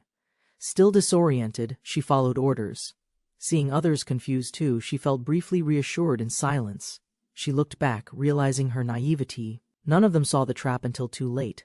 Without resistance, the collar was placed. Her breath caught as silent panic settled in deeply. A strange haze clouded her senses. Fear lingered, but her mind grew dull and slow. They were tested without dignity. No one spoke. Assessment replaced humanity with numbers and silent stares. Lined in silence, they watched. Emotion faded. What once shocked them now barely stirred a thought. She trembled in the water, recalling signs that her sister had endured something disturbingly similar. Her fears became real when chosen. Subjected to rituals masked as healing through unspoken submission. When she couldn't get out and was locked in the bathroom, she felt something that made him feel passionate. Unexpectedly, Yoshitsune expressed his feelings that he liked her. This impressed her. Even though this all happened very strangely, she would still just let it be. She lay in silence, thinking of her sister, unaware tonight would change everything ahead. A strange floating creature appeared without warning, introducing itself as her support spirit from another realm. She gave a weak smile, barely whispering her name. Unsure if this presence meant danger ahead, Yoshitsune greeted the assigned maid, whose exhausted state reflected intense devotion to her current duties. Though tempted by her loyalty, Yoshitsune avoided emotional attachment to prevent future complications with commitment. She struggled to focus on chores, overwhelmed by pressure from Yoshitsune's relentless expectations and pace. Despite protest, he reminded her that certain tasks, though unconventional, were also part of service. Later, she continued stomping laundry while he casually joined, ignoring the mess caused by splashing. Though magic was common, the maid still used primitive tools to handle laundry and cleaning. While drying clothes, an unexpected surge of energy disrupted Maid B's focus and posture completely. Despite visible distress, he continued without hesitation. While she showed signs of confusion and exhaustion, Maid C attempted to assist but quickly collapsed, affected by the same intense pace. Some maids were taken from slums, forced into work through questionable royal enforcement and coercion. Children from lower-class heroes, if unacknowledged, are sent away to live in town facilities. Maid C's stamina finally broke under pressure, her energy overwhelmed by Yoshitsune's physical insistence again. After the intense moment, the maids collapsed quietly, indicating full submission and magical contract finalization. Despite being granted control rights, Yoshitsune requested a pause, unsure about taking complete authority now. Only 6 maids were present. The post remained understaffed, missing the standard count of 10. Aside from the initial 3, Layla and Lishi were also listed as available maids. Maid Sonia had been reassigned after marrying another hero, reducing the total current maid count. Yoshitsune's body surged with energy after leveling up, making it difficult to stay completely still. He visited the military outpost, pondering gem allocation, while questioning the army's true purpose. Discussing resource distribution with a peer, Yoshitsune considered slower methods to avoid drawing unwanted attention. Points were divided by category. Maid brides could be acquired using either hero or soldier credits. A recent summoning yielded surprising results. Yoshitsune was warned about something particularly unusual among arrivals. 3 girls arrived in perfect sync, their coordinated outfits and presence drawing immediate attention on stage. The crowd responded with enthusiasm. Demand surged instantly as the girls became the center of focus. Yoshitsune recalled them from television. Their names were Marion and Erisu, real idols from Earth. The final 2 idols, Shirufu and Seirin, were also part of the summoned performers group. Instead of meeting fans with handshakes, the idol event featured unrestricted, adult-only private interactions afterward.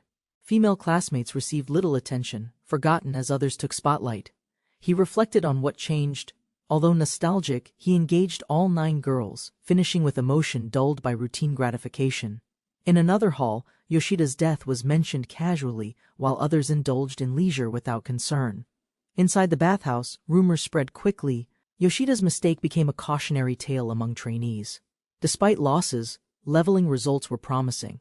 Recruits reached new milestones, bringing hope to the kingdom. His passing reminded everyone, this world held no resets. Death meant finality, regardless of skill. False beliefs about resurrection vanished. Many underestimated danger, thinking revival items or churches could reverse fate.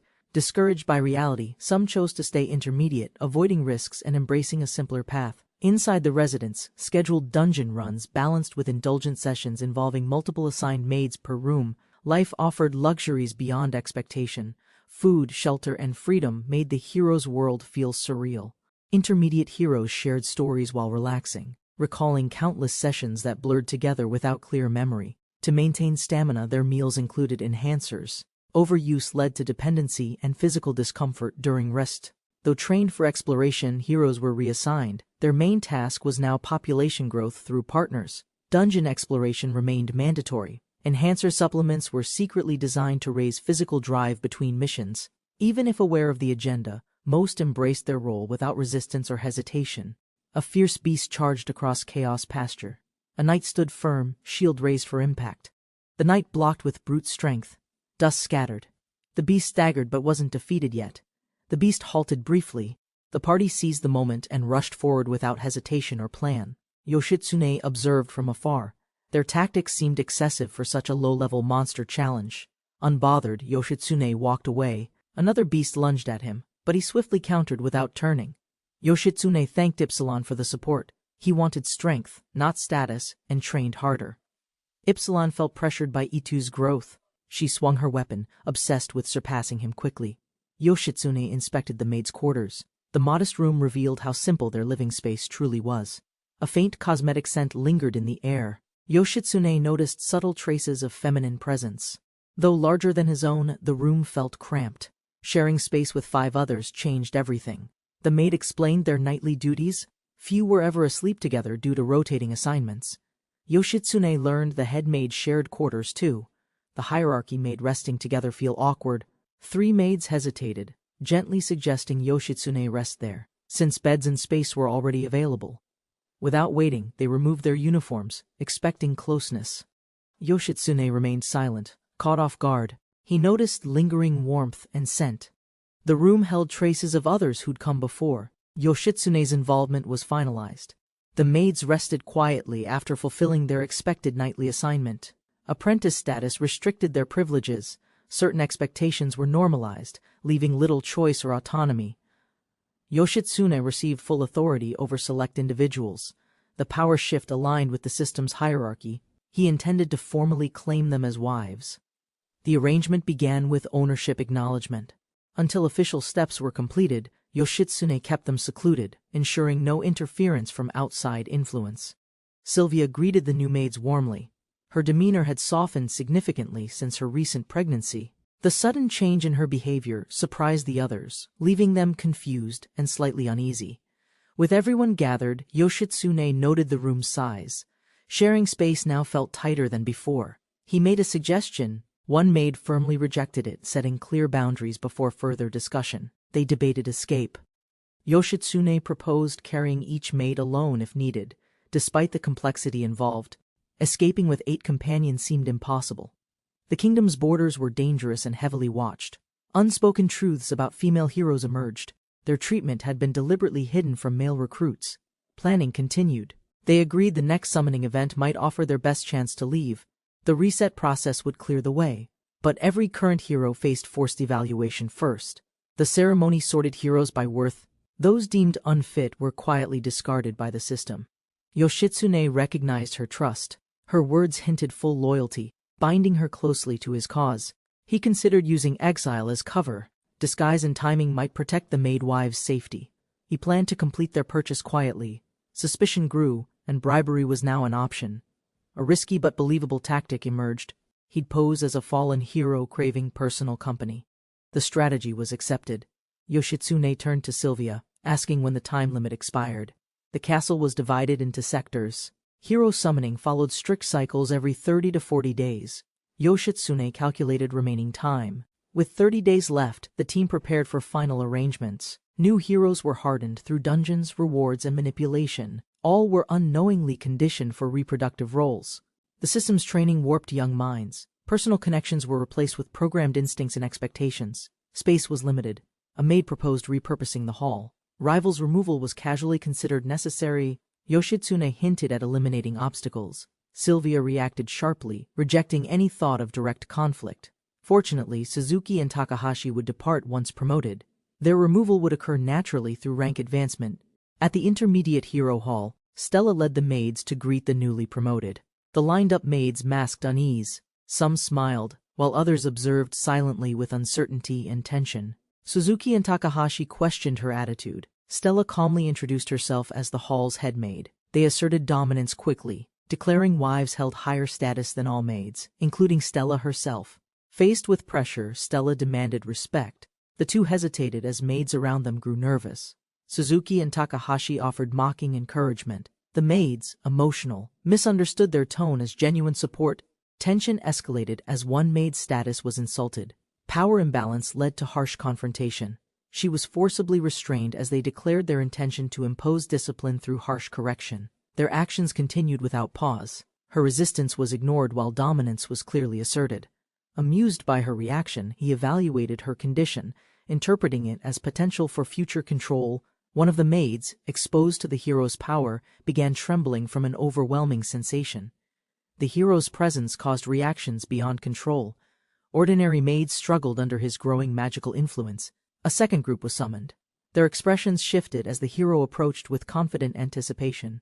One maid collapsed under pressure, her body overwhelmed by the hero's intense and unnatural aura. She arched in response, unable to withstand the full force of the hero's enchanted effect.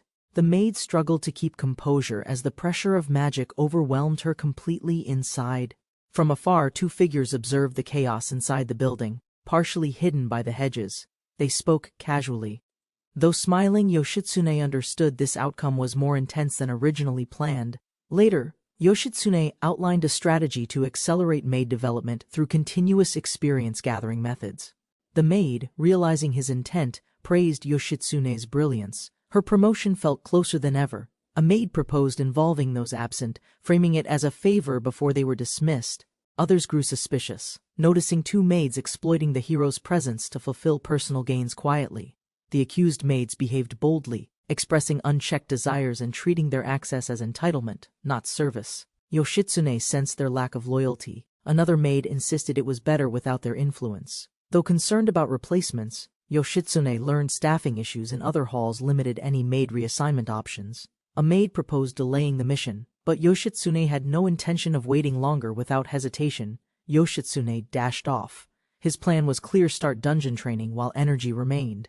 With fire in his eyes, Yoshitsune declared the session would be long, intense, and exhausting.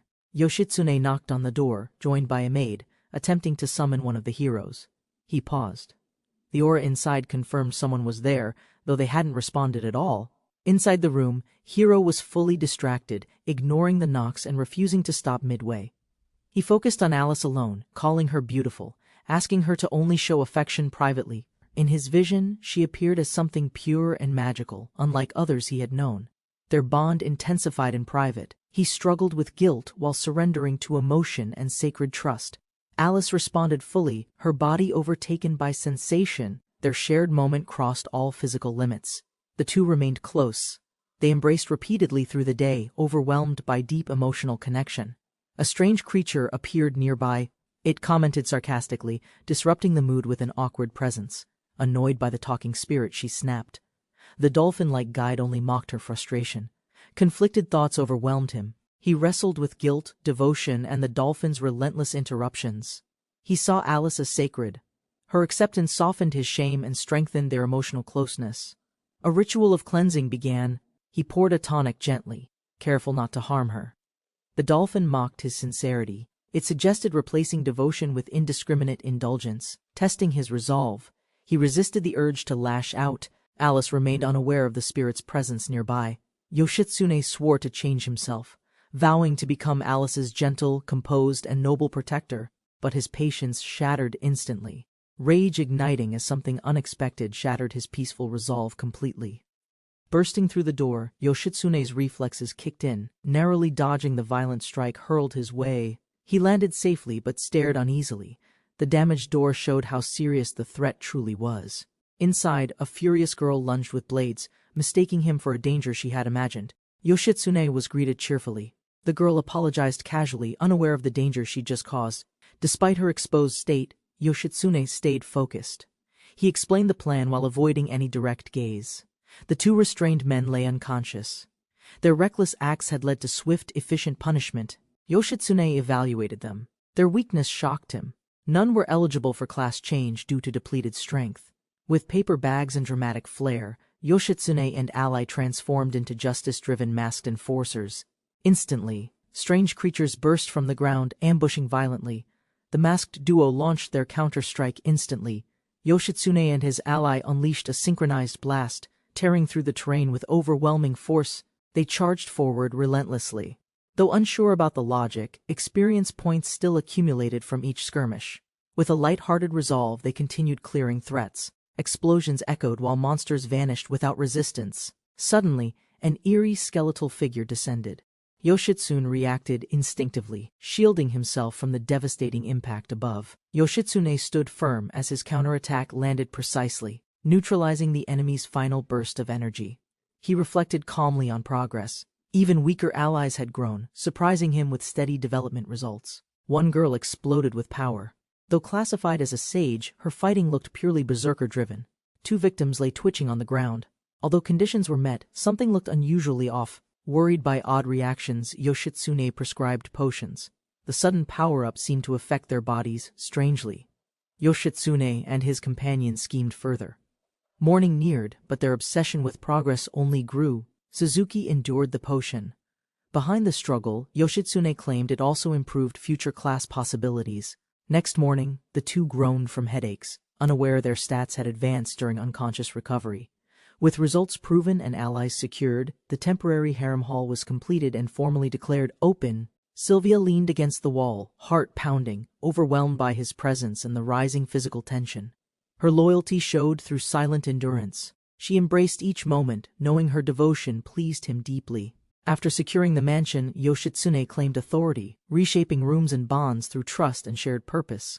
The maids offered themselves willingly, finding meaning through unity. No orders were needed between them.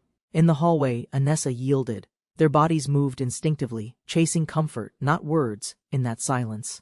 In the dining hall, Suzuri clung close. Their sudden closeness left no room for doubt. Later, in the bath with Rinne, playful splashes shifted into something deeper without hesitation or words. Reina leaned in, breath heavy. The comfort and repetition reminded them both of growing connection. Among the others, Yoshitsune found peace. Unlike before, there was trust, safety, and no rivals. Back in town, the mundane returned.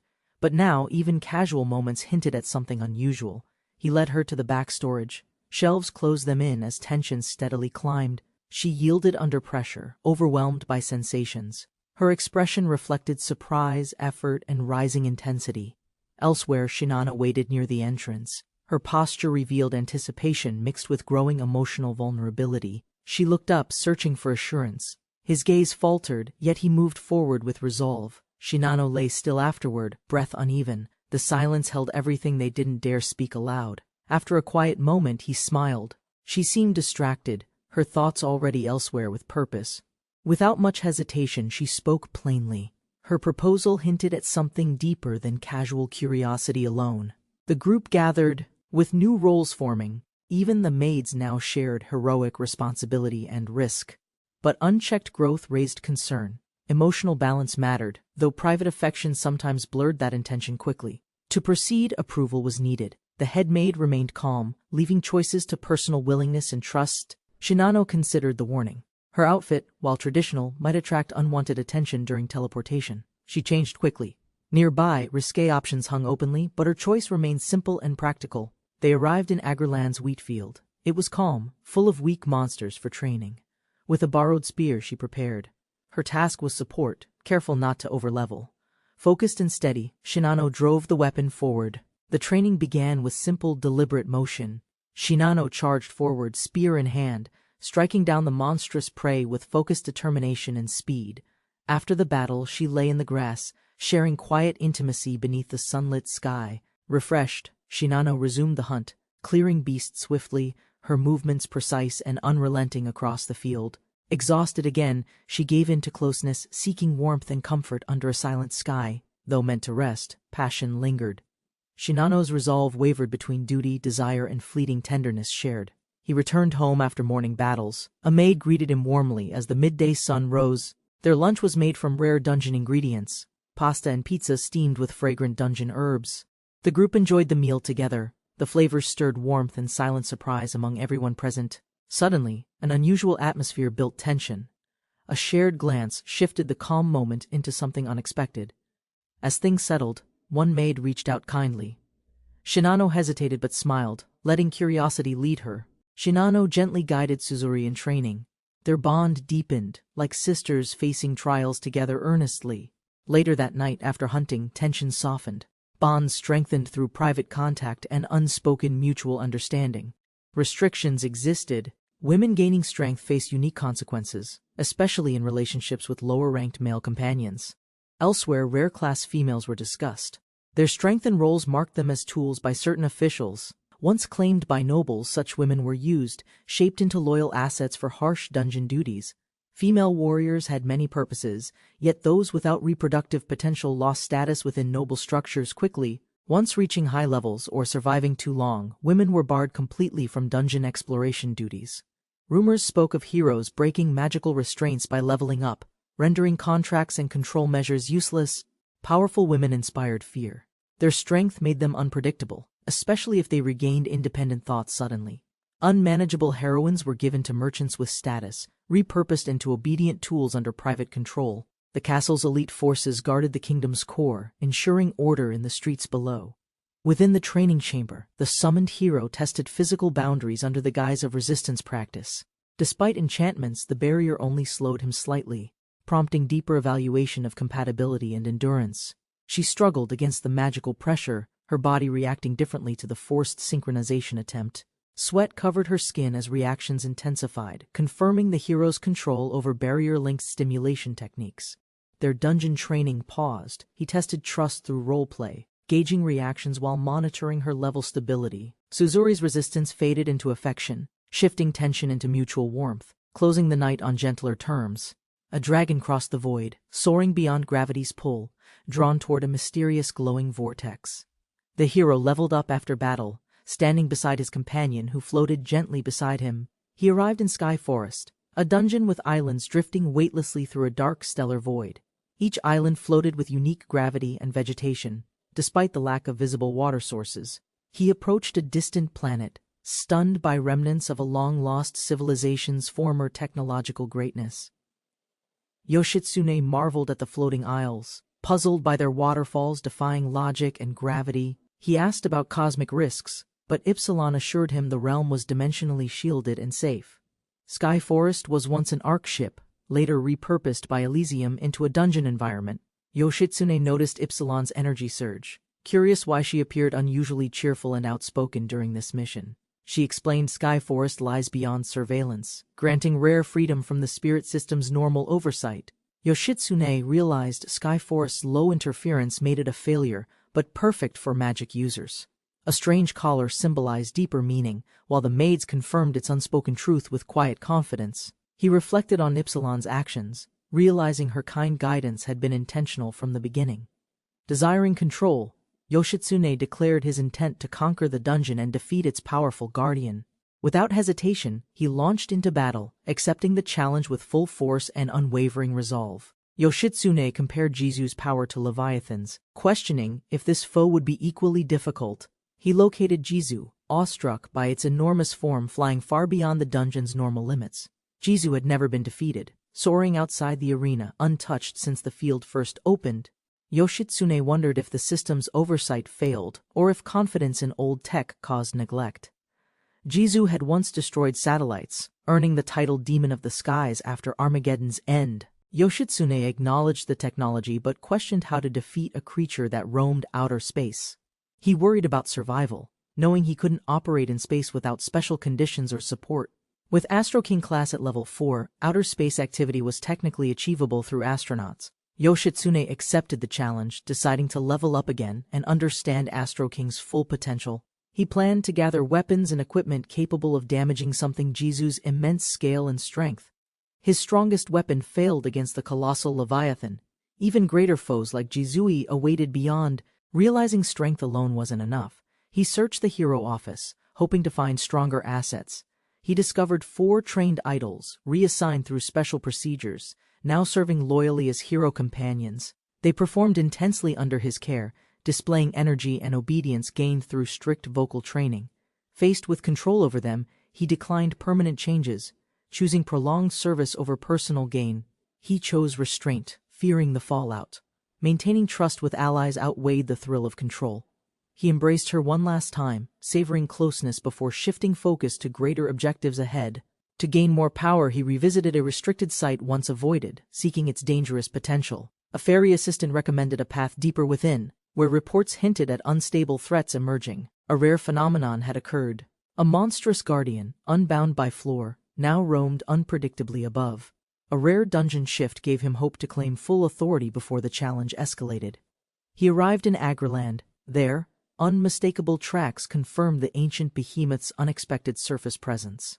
The colossal creature appeared, its sheer presence pushing him back with instinctive caution and awe. The sight triggered an involuntary memory of Sylvia, whose figure once caused similar shock and pause. Despite its size, the beast was compact for its rank but incredibly dense and dangerous. He launched into combat, starting with a move engineered to subdue the mighty Jizui-class enemies. He unleashed Jet Kick, channeling precision and force toward the towering behemoth's massive frame. The attack landed cleanly, but the behemoth stood unfazed, its expression unchanged and unmoving. It showed no aggression. He hesitated, wondering if this was a counterattack or simple confusion. The answer came slowly. This monster was passive, the rare type that endures without retaliation. He realized the creature regenerated instantly. With no delay, he unleashed a concentrated magic strike. The blast formed a vortex of pressure, ripping clouds apart and shaking the terrain below. The remains pulsed, its cells expanded again. Behemoth regenerated rapidly so long as it fed. He confirmed the truth. As long as it stayed in Agraland, it remained unstoppable. Strategically retreating, he carved meat for resources, knowing Behemoth would rest here for 1 year. The creature's presence disrupted local economy and safety. Fear alone threatened to halt all harvesting. Leaving the cleanup to castle forces, he turned away, ready to pursue his true mission. He set his eyes on the final destination, a ruined city known as Last Heaven. Yoshitsune returned to Last Heaven's second lair, seeking rare weapons to face Jizui's threat. Despite his overpowered class title, it lacked real combat traits. He relied on loot instead. Last Heaven held 5 layers total. Each deeper floor promised stronger foes and hidden gear. A mechanical guardian named Daedalus guarded this zone. It wasn't his target, but still dangerous. Dust exploded in the distance. A fast, focused presence approached. He prepared for possible conflict. Hovering machines appeared, absurdly floating through the skyline. He identified them as magic tanks. Another unit rolled in, more aggressive in design. He recognized it as a magic flak. Surrounded, he dodged firepower while critiquing the absurd setting's logic and stylistic overindulgence. With momentum building, he launched a dramatic airborne assault, shouting his favored combat expression mid-strike. The resulting explosion was immense. He landed confidently, fists clenched in victory amid the rubble. A new magic tank deployed twin cannons. Its presence signaled a counterattack was imminent. The explosion was violent, The entire block shook as the blast tore through buildings. Caught in the shockwave, he redirected midair, tightening form to regain control during descent. He countered with rising dragon jet kick, unleashing power trained for maximum single-point impact. The magic tank disintegrated. Shattered parts scattered through the sky, confirming the attack's overwhelming force. Another explosion echoed across the city. Debris rained from shattered towers into the deserted streets. Yoshitsune examined the wreckage. Common scrap parts like circuits and shells couldn't improve his weapons. Discarding basic gear, he scanned for rare finds, hoping to locate weapons with higher bonuses. Despite the world's mechanical ruin, modern comforts like fridges and microwaves kept appearing as loot. Yoshitsune decided to keep the useful ones. The maids would surely appreciate these luxuries. Yoshitsune found even intimate tools among loot. The world's logic kept blurring between magic and science. He reasoned that intelligent life eventually mirrors itself. Innovation and convenience rise from similar conditions everywhere. A crude aircraft suddenly dropped from wreckage. Its crash confirmed poor design over practical utility. Apparently, the wrecked plane was intended for travel to Sky Forest. Execution remained questionably flawed. Despite his efforts, Yoshitsune found nothing valuable. The search for a legendary weapon continued longer. He entered the chamber where Marion awaited. Tension rose as their private interaction began intensely. Despite her fame, Marion responded without hesitation. Their connection, once impossible, now burned with dominance. He tested her resilience. The mood grew heavier, each moment pushing her closer to surrender. She responded instinctively, overwhelmed by his force. Her controlled image cracked beneath this powerful encounter. He watched her tremble, deeply focused. Her reactions fueled his intent to break all restraint. Alice was elegant but skilled. Her movements were calculated, showcasing why she stood above others. Her coordination stunned everyone. She shifted with ease, multitasking effortlessly while maintaining full confident control. Alice collapsed with satisfaction. Her expression showed no regret, only quiet pride in her performance. Siren entered next. Her responses were instinctive, and her technique brought reactions from everyone watching closely. She was pushed further, tension peaking, yet her focus remained sharp through every rising wave of pressure. After completing the mission, he reflected on the idol's role and their real identities. In the aftermath, male heroes discussed strategy, focusing on assignment patterns and syncing partnerships deliberately. The system favored competition, where forming bonds quickly mattered before another soldier claimed their chosen partner. He quietly approached a lone girl, drawn by her uniform and the memory it evoked. Surrounded by faint sounds, he positioned her carefully on the desk, replaying a familiar classroom scene. Different roleplay themes were introduced, with each girl expressing excitement toward their specific chosen scenario. He encountered a shrine maiden, her presence intentional, designed to stir emotions and awaken deep desires. Despite the intensity, cultural customs encouraged such pairings, supported openly by the surrounding military community. A potion's effect altered her state, enhancing the controlled conditions of their repeated bonded encounters. Driven by instinct and planning, he resolved to keep her close within his expanding dominion. She appeared in a pure dress, silent yet radiant, holding flowers for the ceremonial ritual. Their bonding began with soft touches, a symbolic gesture sealed gently in quiet, tender affirmation. She responded earnestly, offering herself as part of a deeper connection neither rushed nor forced. He whispered a solemn vow, while confirming her willingness in both spirit and shared purpose. With her arms around him, she gave her answer, embracing the ritual with full devotion. Though she belonged to another, he moved cautiously, driven by instinct and the system's demands. She was pinned in position, her breath heavy as magic tension built between their bodies. The ritual deepened, her body trembling as pressure overwhelmed her thoughts and clarity began to fade. Still dazed, she looked back, unable to focus, admitting her duties were now impossible today. Rurumana's heart raced. She knew these moments repeated, shared openly between them without hesitation or shame. Lined beside her, another maid whispered softly, eager and flushed, ready to face the same. Rurumana steadied herself, overwhelmed by intensity, as Yoshitsune's energy pressed her limits from behind. Her focus blurred, breath staggered, as warmth surged and her thoughts slipped into pure reaction. Nearby, another maid was overtaken, her own senses trembling while watching everything unfold without pause. Their movements tightened, drawn closer by instinct as control gave way and their bodies fully surrendered. Rhythmic tension peaked, each one taken by the same wave, unable to resist its final pull. The maids argued softly, each eager to remain close, hoping to extend their time with him. Despite responsibilities, he allowed it, justifying their absence through his own authority and physical command. Her breath caught mid-motion, voice trembling as she tried to speak but lost composure. He sensed her hesitation, yet admired her dedication. Her concerns about age surfaced between moments. The potion's effect would preserve her beauty, but not her mind. Youth had its limits. A rare dungeon item was tested. Sylvia volunteered, unaware of how powerful its effects were. As the enchantment intensified, Sylvia's body reacted uncontrollably. Her resolve faltered, but she didn't stop. The experiment continued. Her master rewarded her discipline with intense focus on her physical endurance. Sylvia obeyed his instruction, engaging further. Each action measured her limits in control and submission. Breathing uneven, she followed through. Her loyalty now tested not just emotionally, but physically and mentally. Sylvia followed instructions closely, pushing herself through practiced routine, her focus fixed on complete control. Her trained movements triggered an unexpected response. She struggled to maintain composure under her master's observation. Her reaction drew teasing remarks from others. Despite embarrassment, she refused to stop her task. Overstimulated yet determined, Sylvia endured through intense pressure, her loyalty guiding her beyond normal restraint. Meanwhile, the summoner observed others training. Their arrogance showed, unaware of the discipline Sylvia was mastering. Yoshitsune arrived quietly at the intermediate hero hall, curious about its structure and reputation. Avoiding attention, he moved through the wide grounds, observing buildings larger than lower hero facilities. He saw trainees battling beasts near the courtyard, and suspected they entered dungeons on fixed schedules. Elsewhere, maids underwent intense physical endurance routines, suggesting unusual training beyond standard adventuring preparations. Yoshitsune realized the maids served a deeper purpose, fulfilling roles far beyond typical hero support.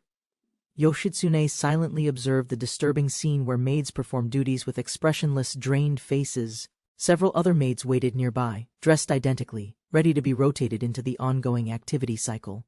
Later, Yoshitsune sat through another status check, receiving a familiar verdict that categorized him as nothing. Despite obvious corruption, bribes concealed the truth. Yoshitsune noticed everyone ignored the system's unnatural silence. Intermediate heroes lacked real growth. They existed to distract attention from deeper corruption involving valuable gems. Yoshitsune returned to Last Heaven as heavy machinery advanced under thick clouds, shaking the cityscape. A colossal armored battleship emerged, declared King of Kings, its cannons aimed with ruthless intent. The tank opened fire, launching a massive shell while soldiers observed its destructive test operation. Yoshitsune dodged falling debris midair, impressed by the blast strength tearing buildings apart with ease. Despite overwhelming firepower, Yoshitsune closed in, evading projectiles. Accuracy meant survival against this towering weapon. The enemy tank collapsed from a crushing blow, breaking under sheer force and overwhelming precision strikes. A devastating blast followed, granting Yoshitsune full control over the Silicon Valley floor in victory. He advanced carefully to the third zone, examining wrecked structures within an abandoned fortified base. Heavy units attacked from above and ground. Airships and land dreadnoughts crowded the battlefield below. The boss revealed itself. A flying supercarrier. Yoshitsune faced it alone and brought it down. Yoshitsune entered the fourth layer, a glowing high-tech floor filled with circuitry and strange energy. He was immediately surrounded by mechanical drones. Their movements were quick and aimed to overwhelm. Laser attacks lit up the hall. Yoshitsune dodged rapidly while beams chased across every angle. Relying on evasive skills and support, he threaded through waves of heat-seeking lasers with precision. Without strong defense, one hit could destroy. Yoshitsune questioned how others survived this merciless digital arena. Yoshitsune located the next boss, a central AI core dubbed Ceramic Heart, heavily defended within. The core was destroyed safely. He descended deeper, reaching the final layer called Aurora Circuit. He arrived in a surreal mirrored cityscape, with towers above and below, hauntingly empty. Suddenly, robotic units emerged from alleys. Humanoid machines stood armed and ready for immediate confrontation. One robot opened fire first. The hail of energy rounds tore through the street silence. An explosion tore through the impact site as Yoshitsune evaded the robot's direct missile assault. Amid smoke and sensor locks, Yoshitsune held position while enemy systems recalibrated for another strike. He surged forward, crashing into the robot mid-frame, tearing it apart in a single blow. More enemies appeared. Some held pile bunkers and chainsaws, ready for close-range mechanical combat. Yoshitsune readied a powerful launcher, choosing efficiency over style to eliminate the charging units quickly. Each defeated robot left behind another frame and armaments, revealing layered reinforcements and resource drops. Yoshitsune spotted the Master Guardian Daedalus. Instead of direct combat, he planned a tactical workaround. Fighting small units, he gathered specialized weapons designed to weaken or counter the Guardians'. Long battles wore him down. Between missions, Yoshitsune occasionally sought physical relief to recharge mentally. During breaks, he chose Rene's company. Their connection provided needed comfort between long and dangerous operations. Rene sensed Yoshitsune's hesitation and concern, recognizing his inner unrest with her usual sharp intuition. Despite the tension, she responded calmly, offering herself as relief from his building emotional pressure. He remained conflicted, but Rene's steady presence reassured him through each uncertain and silent moment shared. Grateful for her care, he accepted her support, allowing emotions to be released without resistance. Their bond deepened further, tension easing slowly as she stayed close, offering calm through every wave. Rene's composure slipped as her energy surged. Her body reacted beyond control, shaking with intensity. The summoned sisters stood silently. Though uncertain of their bond, he welcomed them as perfect companions. Shinano leaned in with bold rhythm. Suzuri followed gently, offering warmth with a soft, nervous touch. They tangled together across the sheets, movement built wildly, spiraling beyond his first plan or expectations. Shinano's response became more intense. Her pulse and breath quickened under the rush of sensation. Shinano's reactions intensified when Suzuri stayed close. Their closeness seemed to fuel shared excitement silently.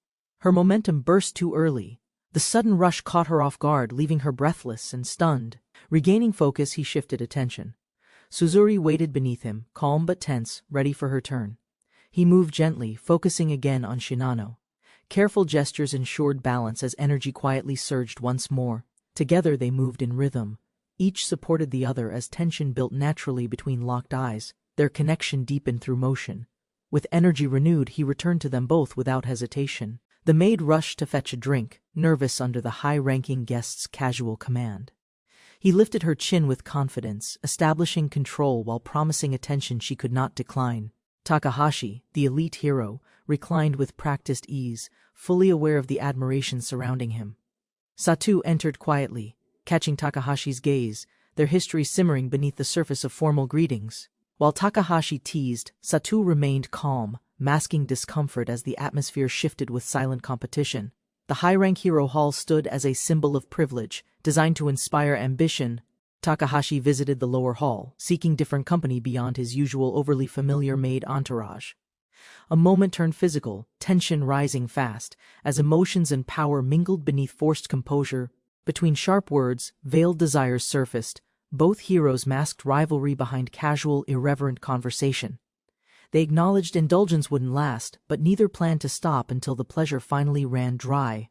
Takahashi admitted he lacked ambition, content with luxury and attention from the devoted maid companions. For him, glory meant little. Secrets lingered with the maids. The path forward had closed. Under the tree's calm shade, they rested silently. Their mission against Z's was nearly ready. Despite preparations, doubt crept in. He admitted fear, unsure if bravery or duty would prevail. The creature was immense. Choosing battle over comfort seemed foolish with pleasure so easily accessible. He thought of promises made, of future lives and warmth, beginning perhaps with Sylvia first. With dungeon income steady, he could leave nobility behind. A new mansion meant peaceful freedom. The two maids stood silently under the light, sensing a shift in their purpose. Both agreed to act, accepting the consequences. Their loyalty to Yoshitsune outweighed all hesitation. Before the next battle, Yoshitsune indulged, using the moment to recover strength and control. The item's effect surprised Anessa, unfamiliar with such magic. Her reaction was intense and unrestrained. Her body trembled under the unfamiliar sensation, the tool's magic overwhelming her without any resistance. Anessa's body trembled as the mage explored pressure points, her reactions intensifying with focused stimulation. Her breathing shortened. Controlled pacing guided her through surges of sensation, each wave stronger than the last. He shifted above her, hands steady, observing how her body responded to every deliberate, rhythmic movement. With a gentle smile, he introduced a new challenge, gauging how far she could endure. Overwhelmed, Anessa arched, body suspended in tension and release, consumed by the depth of unfamiliar euphoria. He reflected on Anessa's condition, vowing to be gentler next time despite her willingness. Later, he relaxed alone, appreciating modern comforts, cooling down after an intense exchange behind closed doors. With his uniform on, he turned attention toward the others, checking their readiness and obedience. One maid stood tense in the hallway, visibly shaken, her body reacting from prolonged internal strain. A magic tool had remained active all day, hidden, testing her focus under silent pressure. Pushed past restraint, the maid begged for relief, overwhelmed by constant pressure she could no longer endure. Hearing her plea, he agreed to reward obedience, commanding her to prepare for what followed. Still shaking, she acknowledged the tool's effects, struggling to remain composed under its persistent internal motion. Following his instruction, she took position, revealing obedience and loyalty through every trembling, exposed movement forward. She hesitated at first, but pressure increased as he reminded her of her duty again. Sylvia's composure unraveled as she pleaded, overwhelmed by stimulation and desire she could no longer suppress. She shifted forward, completing his demand, bracing herself as sensation surged sharply through her core. Following orders, she began moving steadily, flushed and tense, her balance tested with each shifting motion. Fatigue overtook her control. She faltered under pressure, explaining through gasps that her strength had waned. She lost consciousness briefly. He revived her soon after, ensuring her effort continued through every round. Sylvia, overwhelmed by prolonged enchantments, barely held composure while the effects lingered deeply within her. Another maid confronted Sylvia, frustrated by the attention she had received as the head maid. Sylvia, now flustered and smiling, explained it was all part of the master's command. Despite awkwardness, others acknowledged her favored status, yet reminded her of shared responsibilities and balance. Concerns shifted toward the master's behavior, hinting at deeper emotional needs masked behind dominance. With firm resolve, the head maid reminded everyone of their shared duty to support him. Each maid acknowledged his flaws, promising to work together to keep their master balanced and strong. The maids greeted him joyfully, welcoming him home with warm smiles and genuine affection. Their unity reflected loyalty. Despite past tension, all stood ready to support him equally. From afar, the master reflected on recent moments, teasing with calm words and hidden affection. Fueled by the memory of indulgence, he fixed his eyes on the approaching threat. With determination, he ascended through scattered debris, his target soaring ahead with unstoppable momentum. Confident but calm, he asked for music, joking as he prepared for the upcoming clash. With bold commands, he activated the hangar's gate, unveiling the arsenal hidden beneath his cloak. As weapons deployed, he showed no hesitation, choosing power over tradition for the coming confrontation. Yoshitsune clenched the controls, declaring his intent. He would strike with focus and no hesitation. Facing a massive winged enemy, he launched forward inside a mechanical suit built for destruction. With systems armed, he initiated the attack. Driven by duty, vengeance, and fierce determination, Yoshitsune launched into battle riding a heavy weapon unit. The maids cheered, signaling full assault. The Astro King's machine was built from elite drops. Gatling guns and boosters roared with power. He initiated a warm-up attack. Magic missiles burst forward, targeting the airborne beast ahead. Feathers scattered midair as the first wave struck. The winged enemy reeled, sensing a real threat. The monster countered with sharp feathers. Explosions clashed mid-sky as Yoshitsune braced for the next strike. Yoshitsune watched the explosion unfold. His strike landed, but the enemy hadn't fallen completely yet. He deployed floating defense bits. The machines intercepted projectiles midair, shielding his flanks from further damage. Both forces clashed fiercely. Flames erupted around them. Yoshitsune held position, accepting the battle's current stalemate. The giant bird lunged from above. Yoshitsune accelerated, dodged narrowly, then retaliated with another focused barrage. His bullets tore into the monster's chest. Blood burst out and the beast staggered backward hard. Yoshitsune confirmed the upgrade's success. His weapons synced perfectly. The bird, however, glared without hesitation. The monster's wings flared wide. With furious energy, it prepared a devastating full-body counterattack. A warning was shouted. Yoshitsune saw the glowing threat forming inside the monster's charging beak. The charged beam fired directly. A violent stream of energy tore through everything in its path. The attack landed hard. Rocks shattered and explosions followed. Yoshitsune's side faced sudden danger from impact. Yoshitsune avoided the blast by diving beneath the shockwave. The battlefield trembled under unleashed energy. Through flames and smoke, he emerged untouched. His machine hovered silently at the center of impact. He acknowledged the narrow escape. The fairy reminded him of the mission's name and expectation. He grinned at the unfair advantage. Even so, his strategy broke the rules with perfection. A shadowy figure was revealed. Ziz had evolved. Their system could no longer predict its threat. Yoshitsune refused to bet on survival. He decided to finish everything before Ziz reloaded. All missiles launched at once. The machine surged forward as Yoshitsune prepared a close-range charge.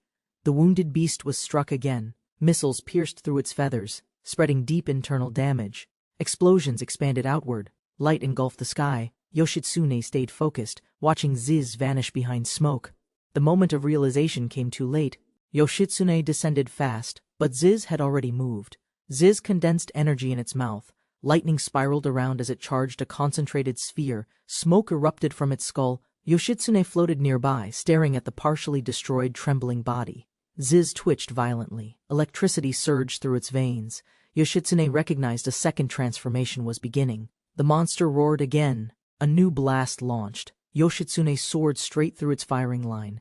Ziz descended at high speed. Yoshitsune broke free midair, preparing a final strike face-to-face. Yoshitsune delivered a fierce final blow midair. His boot drove straight into Ziz's exposed core. The force of the kick tore through. Ziz's body convulsed, unable to maintain flight anymore. Feathers scattered in every direction. Wind pressure surged as Ziz's massive wings lost all resistance. With a single motion, Yoshitsune twisted downward. The collision shattered Ziz's skull and balance instantly. Ziz disintegrated midair. Its form broke apart into ash, feathers, and flickering remnants of power. From Ziz's remains, a dark core crystal appeared. Yoshitsune caught it without hesitation. The fairy announced his reward. Yoshitsune now controlled the entire Sky Forest dungeon domain. Grateful and confident, Yoshitsune thanked his support. His victory had reshaped his place in power. He built a peaceful life. The floating islands became home for him and his companions. But peace was brief. Another disturbance formed. Yoshitsune's journey wasn't ending, only shifting forward again. After the final war, only Elysian Kingdom survived on a barren, lifeless desert planet. People clung to fragile cities when a black sphere appeared, disrupting the sky without warning. Yoshitsune faced Ziz, a powerful guardian beast, requiring Astro King power to even stand against it. Victory granted him full control of Sky Forest, a floating realm perfect for sheltering his loyal companions. Seeking peace, he moved to Sky Palace, where influence over his controlled allies would diminish.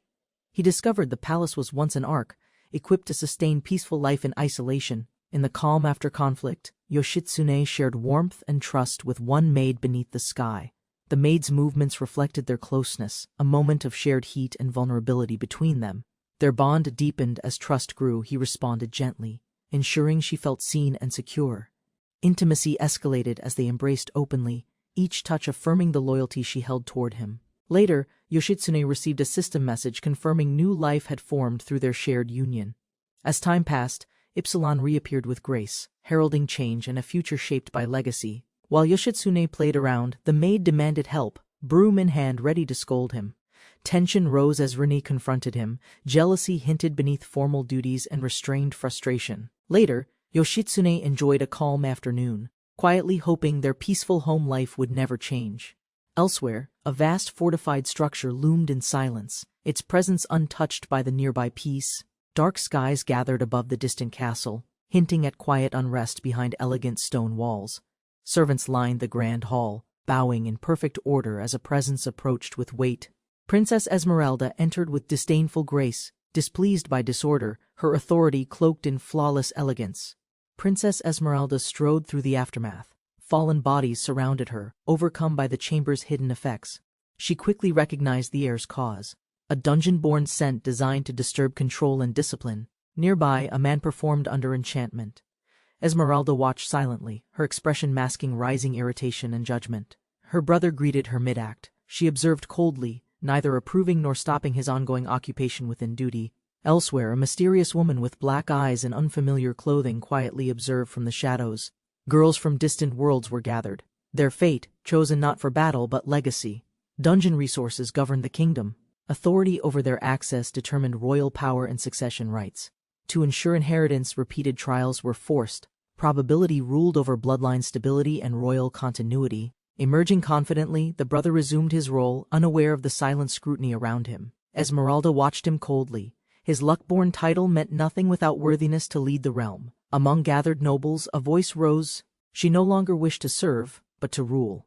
Esmeralda concealed her fury behind calm words, vowing to remove him from succession in time. She confronted her brother directly, requesting proof of his recent trial and claim to the throne. Proudly, he displayed the artifact. His voice rang with triumph, unaware of her brewing doubts. A modest relic appeared. Her silence deepened. She questioned if this truly proved his worthiness. Chaos erupted as the artifact vanished. Confusion spread. No one knew who had taken it. Esmeralda feigned surprise, mocking the situation. The royal court scrambled, unaware of her hidden intent. A hooded figure emerged from the shadows. Esmeralda acknowledged the secret signal without hesitation. The agent confirmed success. Her scheme unfolded flawlessly. Esmeralda relished the moment of perfect control. Above the castle, an eerie wind swirled. Something darker than rivalry had begun to stir. Yoshitsune traveled with Shinano to Agraland. Her quiet gaze never strayed far from him. An earlier indulgence didn't go unnoticed. The alliance had eyes everywhere, and consequences would follow. Shinano's presence stirred guilt. Her focused look hinted at awareness and quiet hope for recovery. Mind control once severed her identity. Now, fragments of her true self began to awaken. Spirit-bound and slowly restored, Shinano and Suzuri returned. He feared how they'd judge the past. He feared their resentment. If hatred followed, he accepted it fully as rightful consequence. Despite regrets, he chose to stay. Living beside them and embracing responsibility became his resolve. Others disagreed with his methods. Their skeptical looks reflected judgment more than sympathy for his guilt. He recognized desire blurred reason. His actions risked becoming indulgent rather than redemptive or healing. Still, he stayed close to Shinano, unsure whether to protect her or simply let go. Yoshitsune worried for her safety, despite knowing Astronaut's dungeon was considered nearly harmless inside. Still, she insisted on joining him daily, and their connection grew stronger in private moments.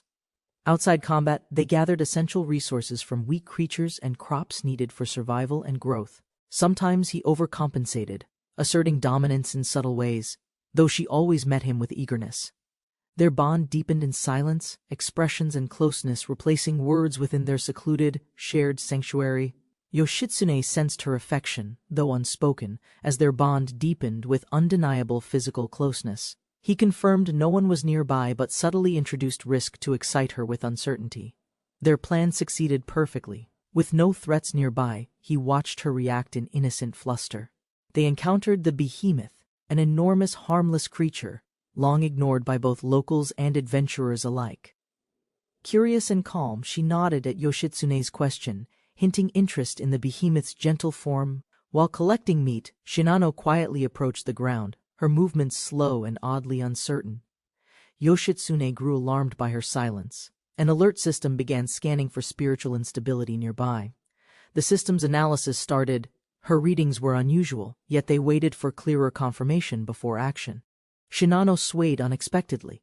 Yoshitsune caught her, suspecting status effects, but she smiled with carefree intoxication. Elsewhere, 5 dungeon zones in Elysian maintained order. Evergreen served as the main food source. The third dungeon, Last Heaven, remained a sealed ruin, accessible only to the royal bloodline. A royal sibling pair arrived. The sister admired the site's beauty, recognizing its exclusive heritage. As they advanced, the vast ruins echoed silence. The air trembled, hinting hidden activity ahead. The brother recalled his near-death moment, warning of dangers. She remained unfazed by his concern. He'd first entered while scavenging old relics. Something triggered instantly as he crossed the threshold. He barely escaped the dungeon, stripped of gear, fate leading him to a strange artifact. Later, he proudly displayed a sword he claimed had helped him win a fierce battle.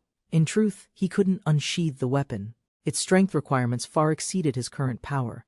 His sister praised him outwardly, hiding judgment behind her eyes while calculating her next move. To her, this mission was strategic. Securing the artifact would elevate her toward the throne. The siblings paused at the boundary.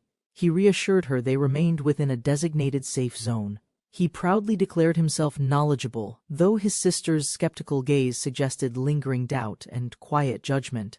The royal family's size made it hard to remember names, further revealing emotional distance between siblings. They studied dungeon layouts, where monster movement, warp points, and item drops were systematically regulated by rules. The behemoth's unexpected appearance marked an official event, triggering the rare phenomenon called wandering disaster. The prince warned that the boss's movement could destabilize other dungeons and nearby monster behavior. Before them appeared Last Heaven's boss, a massive machine, brain exposed, observing with chilling mechanical silence. As the machine activated, countless tentacles emerged, catching Esmeralda off guard with swift coordinated motion. Caught in a sudden assault, her outfit tore under pressure, leaving her completely overwhelmed.